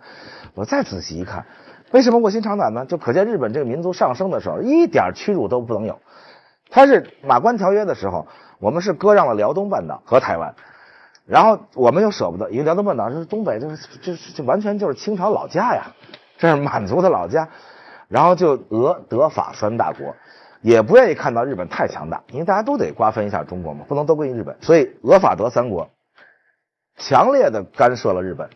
强逼着日本退还了辽东半岛。当然日本趁机又逼着我们多了3千万两，马关条约是赔款2亿两，割让辽东半岛跟台湾。那最后辽东半岛还回来了，我们又多了3千万两，叫赎辽，就是把赎辽的款，就是把这个辽东半岛赎回来了。所以日本从2亿两变成2亿3千万两，实际上拿到的比这还要多，因为他玩各种赖，我们的是库平银，就这银子的成色不一样啊，是怎么要的，怎么算的啊，算成什么样的银子啊，又剥削了我们大概几百万两啊，再加上利息啊等等，这笔钱到了日本，按说日本高兴死了，不，日本上去卧薪尝胆。就是因为我们还不够强大，被俄德法3大国帝国主义，他也管人家叫帝国主义，说被西方帝国主义列强啊逼得我们退还辽东半岛，我们屈辱，我们一定要干，我们一定要跟他干，弄赢他啊！所以这2亿3千万两，大概相当于当时的日元，但日元没有现在这么不值钱啊，相当于现在3亿多日元。我仔细看那个表，其中1亿日元用来扩充海军，大家算一下啊，1亿日元相当于8、9千万两银子。我跟他讲了，最好的军舰当时120万两银子一艘，一下子拿出8、9千万两银子，相当于日本整个政府年收入的10几倍的钱去扩充海军。所以大家知道10年之后日俄战争爆发的时候，日俄战争在打的可日本惨多了啊，比这个日清战争要惨得多。日清战争日本损失并不大，海军没什么损失啊，陆军损失也不大，因为我们这虽然我们也洋枪洋炮，但我们全跑了，所以一路长驱直入。这日俄战争的时候，日本陆军是损失极大，因为当时日本陆军装备不如俄军，俄军在俄国毕竟是欧洲大强国，人有大量的机关枪，日军很少，日军还是大炮啊，这个步枪、刺刀、冲锋这个模式。当然冲锋的时候已经改成伞兵线了啊，这就战争的细节咱不多讲啊。但是俄军有大量的机关枪，所以在阵前突日军，日军完全是万岁冲锋、人海战术那一套。所以日俄战争日本陆军是有极大的伤亡，数十万人。但是海军由于这么强大的钱投进去弄海军，俄国海军在全世界是一点都不弱的。结果全歼俄国海军2次大海战啊，一次是在旅顺口外全歼俄国远东舰队，一次是把俄国最强大的俄国波罗的海舰队，波罗的海舰队圣彼得堡出来的啊，绕了这世界大半圈，到了对马海峡。这个对马海战在日本永远是挂在各种地方被歌颂的啊。对马海战的总司令叫东乡平八郎，这大元帅永远挂在那儿，各种向日本人崇拜极了。这个东乡平八郎，东乡平八郎就是甲午战争时期这个在黄海向我军第一个开炮的舰长，就是当大家记得叫击沉了我军的运兵船叫高升号。当时我们陆军还在军舰上拿步枪冲人打，因为没办法是运兵船啊。第一个开炮的这个舰长就是东乡平八郎，10年以后他已经是日本联合舰队的司令长官。他率领日本精锐的舰队，那是用了我们的钱建设起来的舰队，2次海战完胜俄国，全歼俄国最强大的舰队，震惊世界。你说没有这笔钱，所以这国运往上走的时候是拦不住的。拿一笔钱又赌一回，他等于日本叫连赌3次国运，先跟一个大邻居清朝中国赌，然后跟另一个大邻居俄国赌。日本这个国家只有4个邻居，就明治维新的时候就俩小俩大，一个小的是琉球，一个小的是朝鲜，一大的中国，一大的俄国。他明治维新刚没几年就先把琉球吞并了，想看看你中国怎么办。琉球是中国的附属国，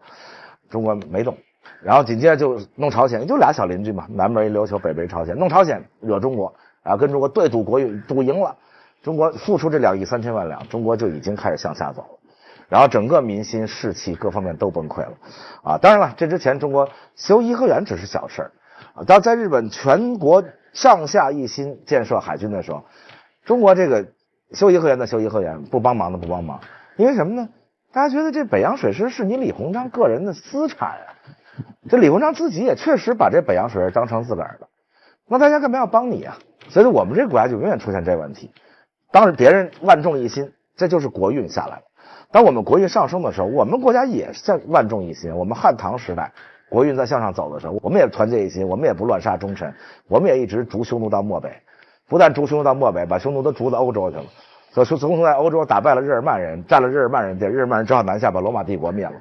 所以在欧洲讲欧洲历史就晓得说，罗马帝国被灭了是因为中国这汉朝太强大了，把匈奴打那儿去了，占了日耳曼人地，日耳曼人最后打败了，就灭了罗马帝国。但是当你国运下降的时候，你就是这样嘛，全国一盘散沙，军心涣散，那于是北洋水师就停滞不前。其实虽然停滞不前，在当时还是比日本强大。没办法，这国运一赌输，紧接着就迎来了对中日两国共同的最好的历史时期。可是因为甲午我们败了，我们没有抓住这个好的历史。这什么叫好的历史时期？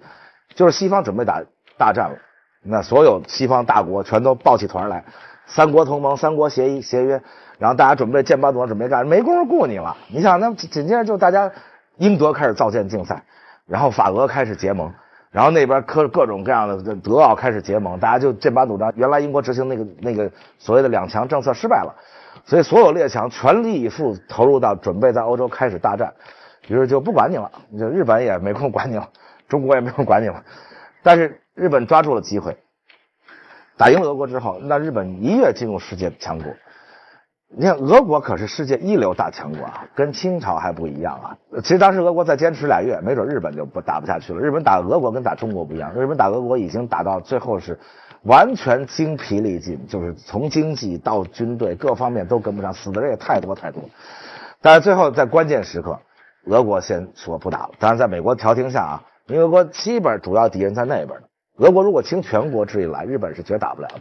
但俄国没办法倾全国之力东顾去打日本。那俄国那时候列强已经开始剑拔弩张，像1905年的时候，还差9年一次大战就爆发了。所以在这种情况下，日本特别幸运的又赌赢了一次，2次都是去打比自己强大的多的国家，又赌赢了。啊，赌赢了以后，迎来最好的时代，就一战，我天哪！帝国主义列强互相打的都打成血葫芦了，都啥也没有了。中日其实都从一战中间获得了很大的利益。当然，一战获得利益最大的美国啊，因为美国生产大量的东西，钱都跑美国了，美国卖你这个卖你那个，然后欧洲全打成那样。但是美国光自己一个还吃不下这么大蛋糕，那中日都占了大便宜了。一战中，日本国境线向外推了1-2千里。大家知道后来的什么塞班岛，美军太平洋战争打那么艰苦，一个一个岛打过来，这些岛原来都是德国殖民地。那都是一战的时候，日本和中国都向德国宣战了，啊，都去捡胜利果实。但日本捡的特别实在，日本把德国在太平洋那些岛都拿下来了，导致日本国境线或者叫国防线向东推进了1-2千里，导致2战的时候日本的国防线在那儿呢。所以美国打日本的时候，这主导进攻一个打过来，那就是一战的时候日本占领了很多，但是2战的时候也占领了很多啊，这形成了这样，而且把德国在青岛啊的殖民地。胶州湾的殖民地打了，而且不是我们打的，虽然我们在日本宣战早，日本最开始就宣战了，我们到1917年的后来才宣战的，所以日本跑到山东来跟德国打，把德国地儿也拿了，然后所以占据了战胜国优势，我们也获得了很多战争的红利。其中一个红利是什么呢？我们出口大量白银，而且赚了大量的钱。大家知道那时候欧洲一战时候打成什么样？就是欧洲是金本位国家啊，当时银本位国家大概只有中国、印度这么几个国家是银本位。欧洲基本国家原来是没有银币的，但是打仗太花钱，最后实在没办法了，最后就发行银币，英国、法国都发行银币，而且发行大量的银币。没银子，中国当时整个一战期间出口了1亿两白银，而且是以什么汇率出口的？我给大家讲一下啊，在一战之前，差不多是2两银子1美元，是这个汇率，所以我们当时赔款4亿5千万两，庚子赔款差不多是2亿多美金啊。但是我们一战的时候，由于帝国主义列强实在没钱了，就急着找中国要银子。我们出口1亿两白银是以什么汇率？不是2两亿美元，是0.6两亿美元。大家知道，从2两合1美元变成0.6两合1美元，这汇率涨了3倍，你发了啊！中国那时候确实从一战中获得了很多利益，那获得了大量的贷款，因为要组织参战军嘛。那大家借你钱，因为你得参战嘛，于是有给你很多装备，训练了一支参战军啊。实际上也没参战啊，实际上派了好多劳工跑到这个欧洲去给人挖战壕去了啊。咱们那个甄子丹演过的电影《精武什么风云》什么，就是他在法国那儿给人挖战壕呢啊。这当然也获得了很多利益啊，包括战后凡尔赛体系啊，巴黎合约。我们现在大家说巴黎合约对中国不好啊，对中国什么啊，把山东的权益给了日本啊。最后当然因为我们没签啊，就没得到。实际上我们在巴黎和会上，我们当时外交官们，北洋政府也是没有一个政府愿意卖国的，天下有一政府天天愿意卖国嘛，这不有病啊？谁不想名垂千尺？那有时候是实在没办法。当然后人写历史的时候会根据各种观点去写啊，但是北洋政府和当时我们的代表团是做了最大努力，实际上是争取到了这几项权利：停止庚子赔款，收回租界，但是收回租界但没谈成啊，但是收回了德奥的租界是收回来了啊，取消治外法权。这个治外法权在中国很严重啊，治外法权是一个特别长的英文词啊，叫 extraterritoriality， 关税自主权和找德奥赔偿的权利，因为我们是战胜国，这基本上都已经谈成了啊。结果突然间出现一闹，我们老是出现这问题，就出现一个叫林昌民的人，这刘云他把林昌民是一官迷。他当然在北洋政府曾经做过总长啊，就是部长，跟梁思成他爸，这个梁启超是平级的，所以他们俩叫门当户对。林徽因嫁给梁思成，但是他那个时候呢，他觉得自己是外交天才，他觉得他应该去巴黎当代表去，结果他没有，就派的顾维钧什么这些，大家知道顾维钧是民国时代著名的外交家啊，他呢就派到伦敦去当什么一个民间的外交组织，就是大概是一个民间的万国的一个外交组织中国代表，跑那儿去了。他心里就非常不忿，当然不光是这么简单问题啊，可能还有这个北洋政府内部几个派系之间的争斗。总而言之，本来我们已经争取到很好的这个权益的情况下啊，只是山东的殖民地这个当时让给了日本，可是你争取他就能还你吗？日本人说这我打的，你怎么没打？你去把山东德国人赶走，就归你啊！我打下来的殖民地，这是德国殖民地，我是战胜国，当然归我。我们如果当时说我们就要回来了，那当然了，就谁都想要。问题您要也要不回来，外交是一个务实的过程，不是个理想的过程。就像你说今天钓鱼岛说你给我要回来，你要回来了吗？那你不还是要经过各种各样的外交手段？你今天能得到什么？是不是先共同开发，咱们再弄？外交不是理想化的，说年轻学生一脑门一热，说都收回来了，天下有这么容易的事吗？说庚子不看不赔了。可是我们已经争取到了这几项好的权益的情况下，林昌民自己在报纸上披露了这个巴黎和会上有关这个德国殖民地归了日本这个消息，而没有披露其他的我们已经争取到的非常好的对我们的条件，导致国内一下炸了。大家都知道五四运动爆发了，然后大家火烧赵家楼啊，痛殴外交官，然后等等等等，然后在法国的所有爱国的华侨工人什么的包围着那个使团驻地，然后最后使团那就不签了，那不签了和签了青岛都没拿回来。可是如果签了，我们当时已经争取到这项权益，其实对我们是非常好的，结果也没签，就大家一闹，本来我们从一战中间除了出口白银挣点钱以外，还有这项战后的战胜国的红利还没吃着。但是这个整个这国际大环境对中日两国同时好的情况下，就是因为甲午战争对赌博弈我们输了，他们赢了，所以他们把后来的国际大环境的所有的红利都吃到了，那我们没吃到。而且我们不但没吃到，我们因为国运衰落以后不停的被欺负，然后导致整个民心士气都拧了，拧到最后就变成革命了。那你知道革命通常就是在国运下去的时候不行的时候革命了。那德国革命就是一战打得不行，那最后德国革命了，水兵起义啊，升起红旗等等。俄国也是，俄国一战被打成那样了，俄国革命了，所以我们也没办法了。我们本来想维新，想改良，想走日本这条路，但是国运对赌的时候大败啊，钱也付出去了，整个民心士气付出去了，那只好进入革命。一进入革命，这成本可就大了啊！这革命的成本远远超过赔款2亿3千万两，赔款4亿5千万两等等等等啊！革命之后我就不讲了，咱们就整个四分五裂啊！所以我们整个近代化的努力等于就失败了啊！日本就成功了，2次赌赢了国运，成功了啊！当然了，中国就老话啊，叫事不过三啊！最后日本觉得自己越来越强大，又可以了，跟全世界再比划一下吧。于是二战中间就跟全世界比划去了，就跟全世界赌最后赌输了。这个日本爱赌国运这个事儿跟他国小也有关系，因为你国小你只能就是你钱不够，你去上赌桌了，你钱不够怎么办？就是跟人收 hand， 直接就收 down，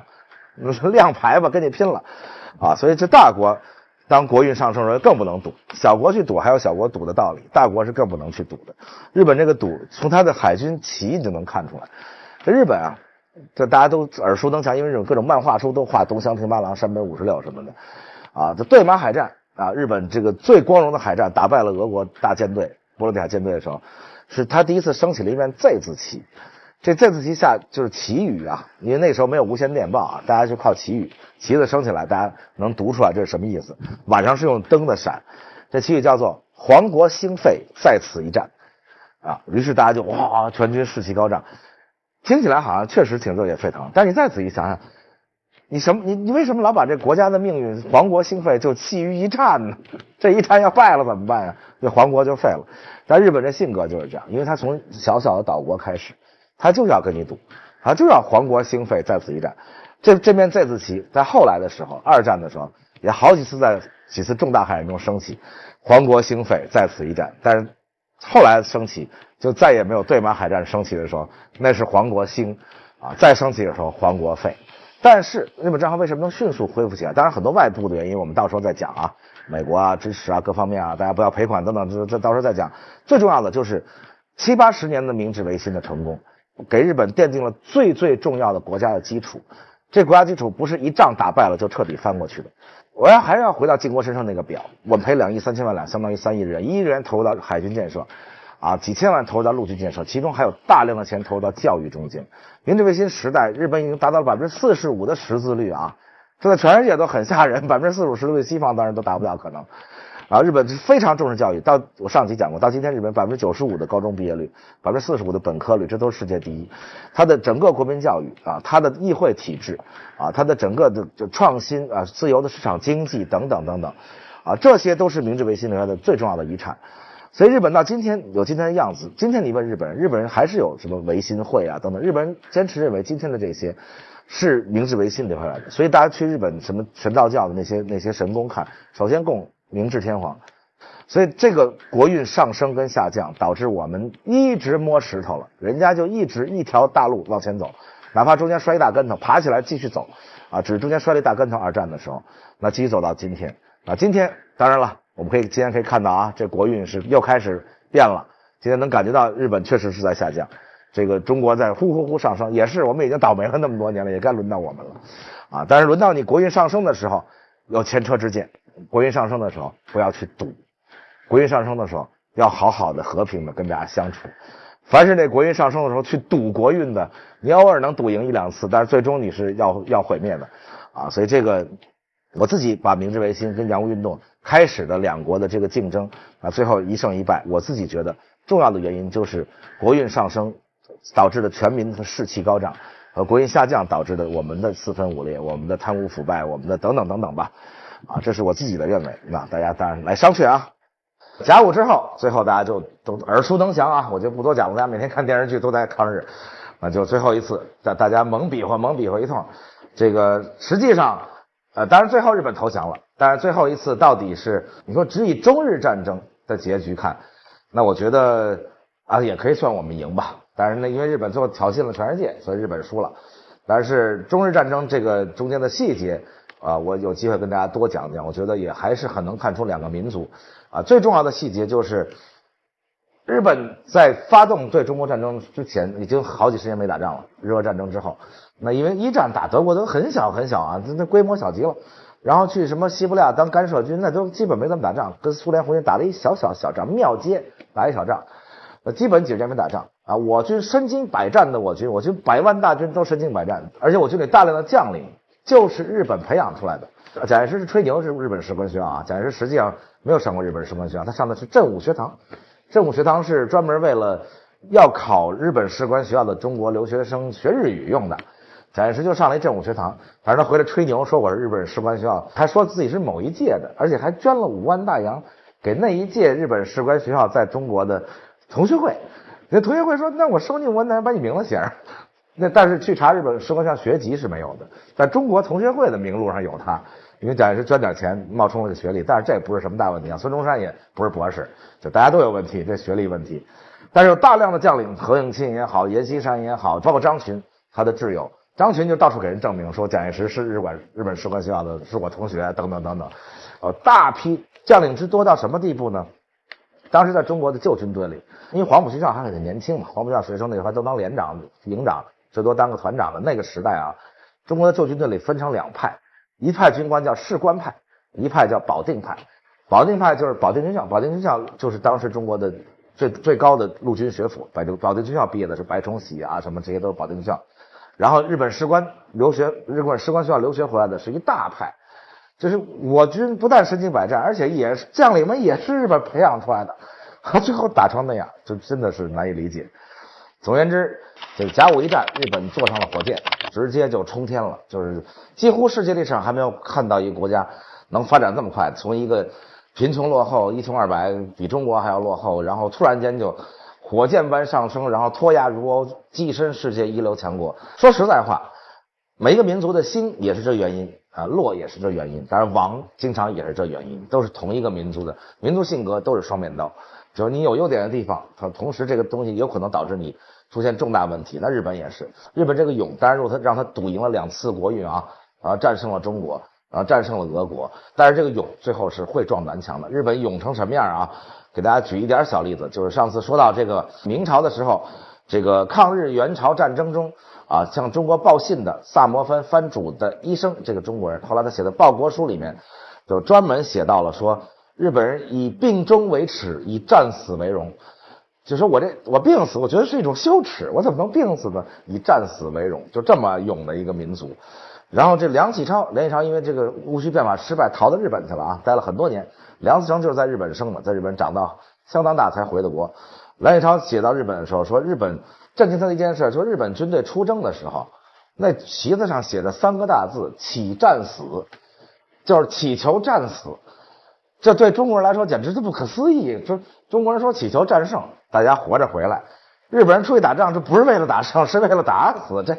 这太可怕了！举着一旗子起战死就出去了，你说您跟这民族怎么弄吧？所以这个成也是这民族性格，是败也是这民族性格，不圆滑不灵活，这都是他的问题啊！强的时候就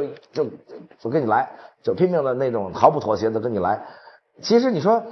怎么想，这二战也应该是，这之前我也讲过，也应该是这2条疯狗先咬死一大老虎，在一块咬另一大老虎。这无论如何，任何一个把孙子兵法了啊，重孙子兵法也得这么写。那可不是他怎么打仗啊？那可不是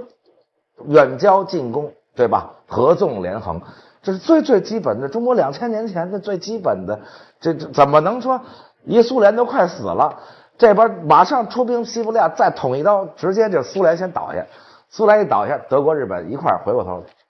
美国也没参战呀，关键是美国不但没参战，而且美国整个国内孤立主义情绪严重，就国会充满孤立主义情绪，说不参战，不理他们啊，继续发财啊，反正冲我买东西啊，大家都冲我买武器，我都卖啊，德国来我也卖，这个英国来我也卖，当然后来啊，因为好歹英国也是他表哥，对德国有一点啊，对日本说那制裁你点，他也没有真的要参战。这个国会也不会同意平白无故就去参战去，而去救谁？救苏联去。说那更不行了，共产党国家没事救苏联那干嘛呀？这无论如何也应该就怎么去想，就换别苏秦张仪，就换任何一人跑那儿去，到日本去，说这都日本人一根脑筋啊，就是想就说哎不行，这美国跟我来劲啊，他禁运我石油，禁运我这那，都不跟美国干，最后变成二战，突然变成俩疯狗各自咬一大老虎，那这仗已经打不赢了。而德国恨死这队友，德国俩队友，一个猪一样的意大利，给张图片给大家看，意大利二战上的战斗机长得特别像飞行小猪，咱一母一母的军官士兵被人俘虏，找不着撬棍开炮弹箱就投降了。然后谁跟意大利打仗都得多备点粮食，因为突然间就来了好几10万吃饭的意大利。所以这猪一样的意大利，这边还有一个没脑子的日本。德国不想找美国，德国得无论如何先把，你看德国一直都是这样，先跟苏联签订互不侵犯条约，稳住背后东方，然后猛打英法，这就最基本的嘛。人德国人怎么就比你这聪明呢？日本人怎么就想不出来呢？日本人就不想，关键是，那德国的完全就这套战术，先把法国打趴下，法国投降，然后继续轰炸英国，然后炸的英国就是最后英国只能防守，什么也没有了，英国也没能力去法国登陆，回过头来再对苏联撕毁互不侵犯条约，狠狠揍苏联，根本就没想去招美国，狠狠打，狠狠打。美国国内第二大移民来源就是德裔，所以美国贸然向德国宣战，人民也不同意啊。人民说这祖先我们都是德国人的后裔啊。德语在美国投票中还差一点，超过英语成了美国国语。那在这种情况下，德国从来没想去招美国，就狠狠打苏联，把欧洲先弄了。突然间因为日本偷袭珍珠港，第二天美国向德国宣战，德国气死了。你说这事儿这多逗，这日本人闯这祸。日本偷袭珍珠港，按说美国也没有道理向德国宣战，德国也没偷袭珍珠港，德国也没干嘛，没冲你。为什么日本偷袭珍珠港第二天正好就是因为日本跟德国是结盟的国家，是吧？叫德意日三国轴心国，所以美国就找了这么个理由，说哎，你看德国跟日本是同盟国，是他们有协约，就一块宣战了算了。于是就德意日一块宣战了，德国一下子陷入两线作战境地。那如果美国不参战，哪有诺曼底登陆啊？是不是哪有意大利登陆啊？哪有北非登陆啊？德国啥事儿没有，接着跟苏联干呢？德国一个人也可以干苏联，实际上，那如果日本北进苏联，从东边打，那就不会出现几十万东部的西伯利亚的大军，来到了莫斯科前线。本来德国数着掰着手指头，已经把苏联的军队都歼灭光了。大家知道德国打苏联打成什么样？第一年苏军光就被消灭了430多万，就第一年啊，6月份才开始打，就几乎把这苏军都打没了。打到莫斯科，突然看见大批长着亚洲人脸的，叫鞑人脸的样子，戴着那种大皮帽子，咣咣咣，一个师又一个师的到前线冲上来了。德国人傻，说怎么突然从哪儿又冒出这么多军队？这些都是在远东西伯利亚防日本的。日本北进苏联，就算打不赢日本，因为确实挑衅过一次啊，39年的诺门坎，但是诺门坎这地儿是满蒙交界，因为当时日本扶植了一个满洲国嘛，所以就等于是满蒙之间的矛盾，制造一矛盾，然后各自有一个大哥来了，蒙说那苏联红军来，那朱可夫就是那一战成名，在诺门坎战役，然后日军上去打，实际上日军想试一下苏军，是苏军想试一下日军啊，咱们日俄战争还结过仇呢。是不是日俄战争打成那样血流成河？今天咱们新的苏联社会主义苏联来了，苏联钢铁的红军来了，咱们再比划一下吧。啊，日本冲一打，日本当时非常精锐的关东军啊，那个时候的关东军，39年的关东军跟45年的关东军是不能比的。就39年关东军极为精锐，45年苏联参战的那关东军全是当地的那个殖民的日本农民，关东军主力已经全部调往南洋，就都被美军消灭了，主力在菲律宾。啊，被美军消灭在菲律宾了。那1945年的关东军实际上是紧急征兵，把日本有上百万到东北去屯垦。日本真拿东北当自己地儿啊，临时征集起来。但是39年的时候，关东军是非常精锐，而且日本仅有的战车团，这个战车部队，日本仅有坦克部队吧，他们的战车部队也上了前线，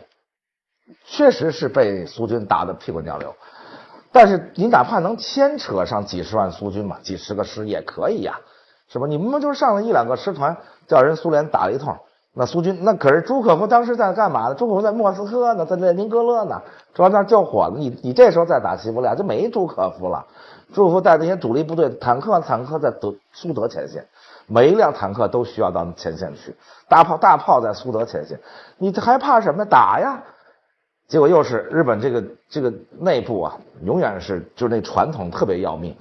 日本军部首先自己啊狂妄自大。这不听文官的，其实文官政府那自然就会这么想嘛。军部不行，自大，关键这军部还不团结。日本这陆海军之间是极为的不团结啊！从争预算开始，争这争那，争荣誉。陆军老不忿，老觉得日本人民当然是热爱日本海军是第一位的啊，就像英国人民热爱皇家海军是第一位，因为它是岛国嘛。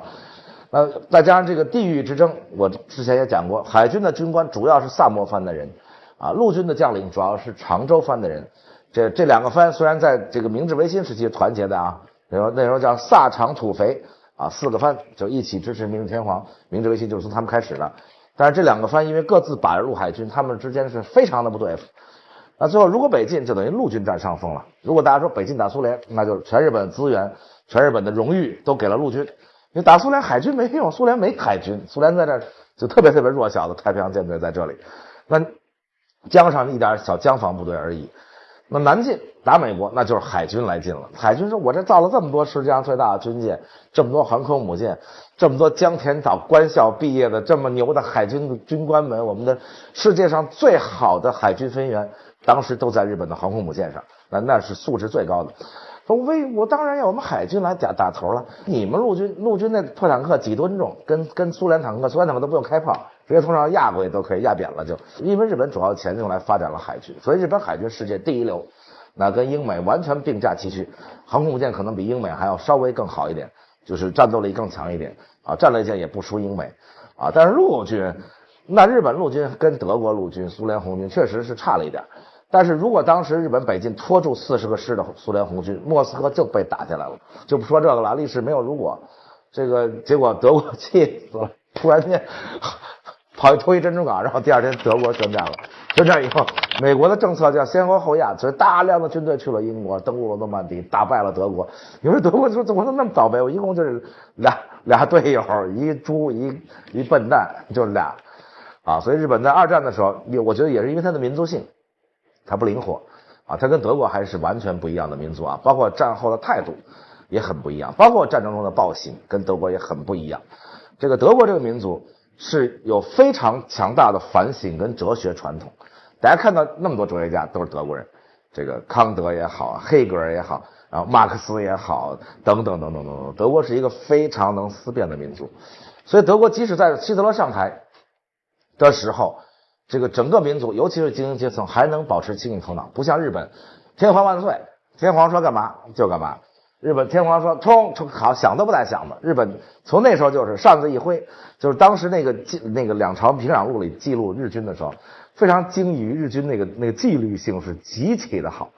中国军队为什么经常溃散了？因为大家一想说家里还有老婆孩子啊，甚至还有一情人，说这冲上去啪一下死了也就算了，这没死还弄一残废，回去啥也干不了了，咱跑了吧。日本没有，日本人不想，不过脑子，扇子一挥，大家非常整齐就冲。所以日本是他不独立思考，他也培养你不独立思考，他就培养你纪律性，培养你完全一切按程序来，培养你忠于天皇。那德国可不是，大家知道这个希特勒上台，希特勒是民选上台的啊。这个希特勒上台的时候想独裁，怎么办呢？这魏玛宪法里啊有一条特别有利于希特勒，美国宪法就没这种怪条，叫做特别授权法。就是美国为什么没有？因为美国没有这么强大的威胁，周围没那么多敌人，所以不需要那么紧急状态授权给一个人独裁。但魏玛宪法有，因为德国周围强敌环伺，叫做紧急情况下，如果国会2/3通过了，说授权给总理，总理就可以直接独裁，就叫特别授权法。如果他有了这个权，为了授了权，他可以不通过国会干任何事情。希特勒就是为了这个2/3的票，就是要弄共产党，因为共产党当然在德国国会里有17%的议席啊，也是民选上台的，共产党很强大的。共产党跟纳粹是最不对付的，共产党打死也不会投票给你说什么紧急授权法，所以希特勒只好栽赃了一个国会纵火案。国会纵火案历史板上钉钉啊，格林之后也承认这就是纳粹党嫁祸共产党，这个历史是没有可翻案的余地的。那就共产党抓起来，共产国际派来的基米特洛夫是一保加利亚人，当时共产国际的头也抓起来，法官竟然让基米特洛夫在法庭上发表了长篇的慷慨激昂的演讲，把希特勒给气的。德国的法官有自己的组织，有自己的法官联盟，这个法官联盟始终不听希特勒的，即使在纳粹情况下啊，这个法官的联盟一直坚持到大概1943年、42年，就是二战的中后期，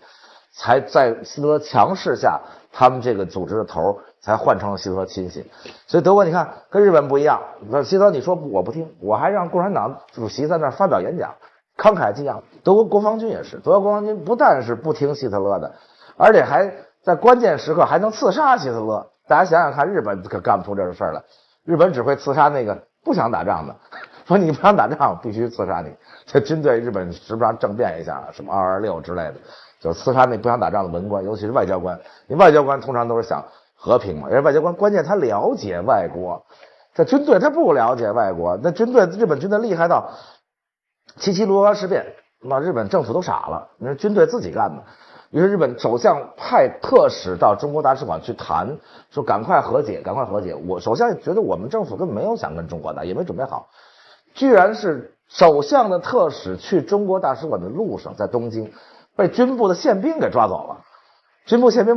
把首相特使抓走，然后才搜出这封信，说然后拿去讲和，不许讲和就要打。所以日本是这样的，这德国不是，德国真正屠杀这个犹太人等等等等这些暴行，主要都是由这个纳粹下面党卫军干的。那所以希特勒后来开始慢慢就不信任国防军，那希特勒开始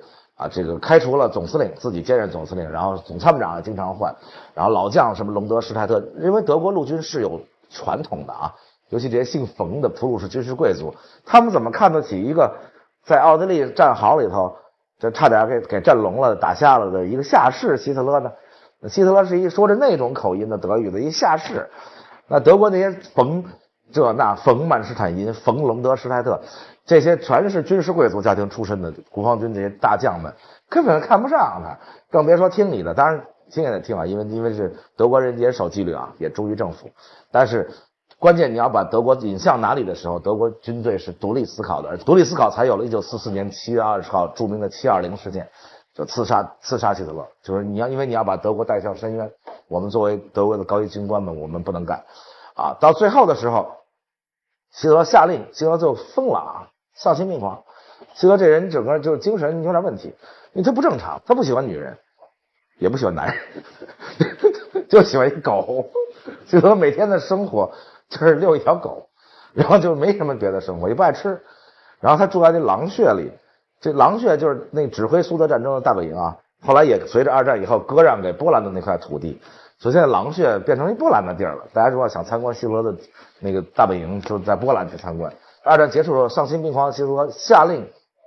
驻巴黎的德军的城防司令炸毁巴黎，不能留给盟军下令驻布达佩斯的这个将领炸毁布达佩斯，下令给各个地方的德军司令说，只要盟军来咱打不过，就把它全炸毁，就毁掉，就是一切都就疯了已经。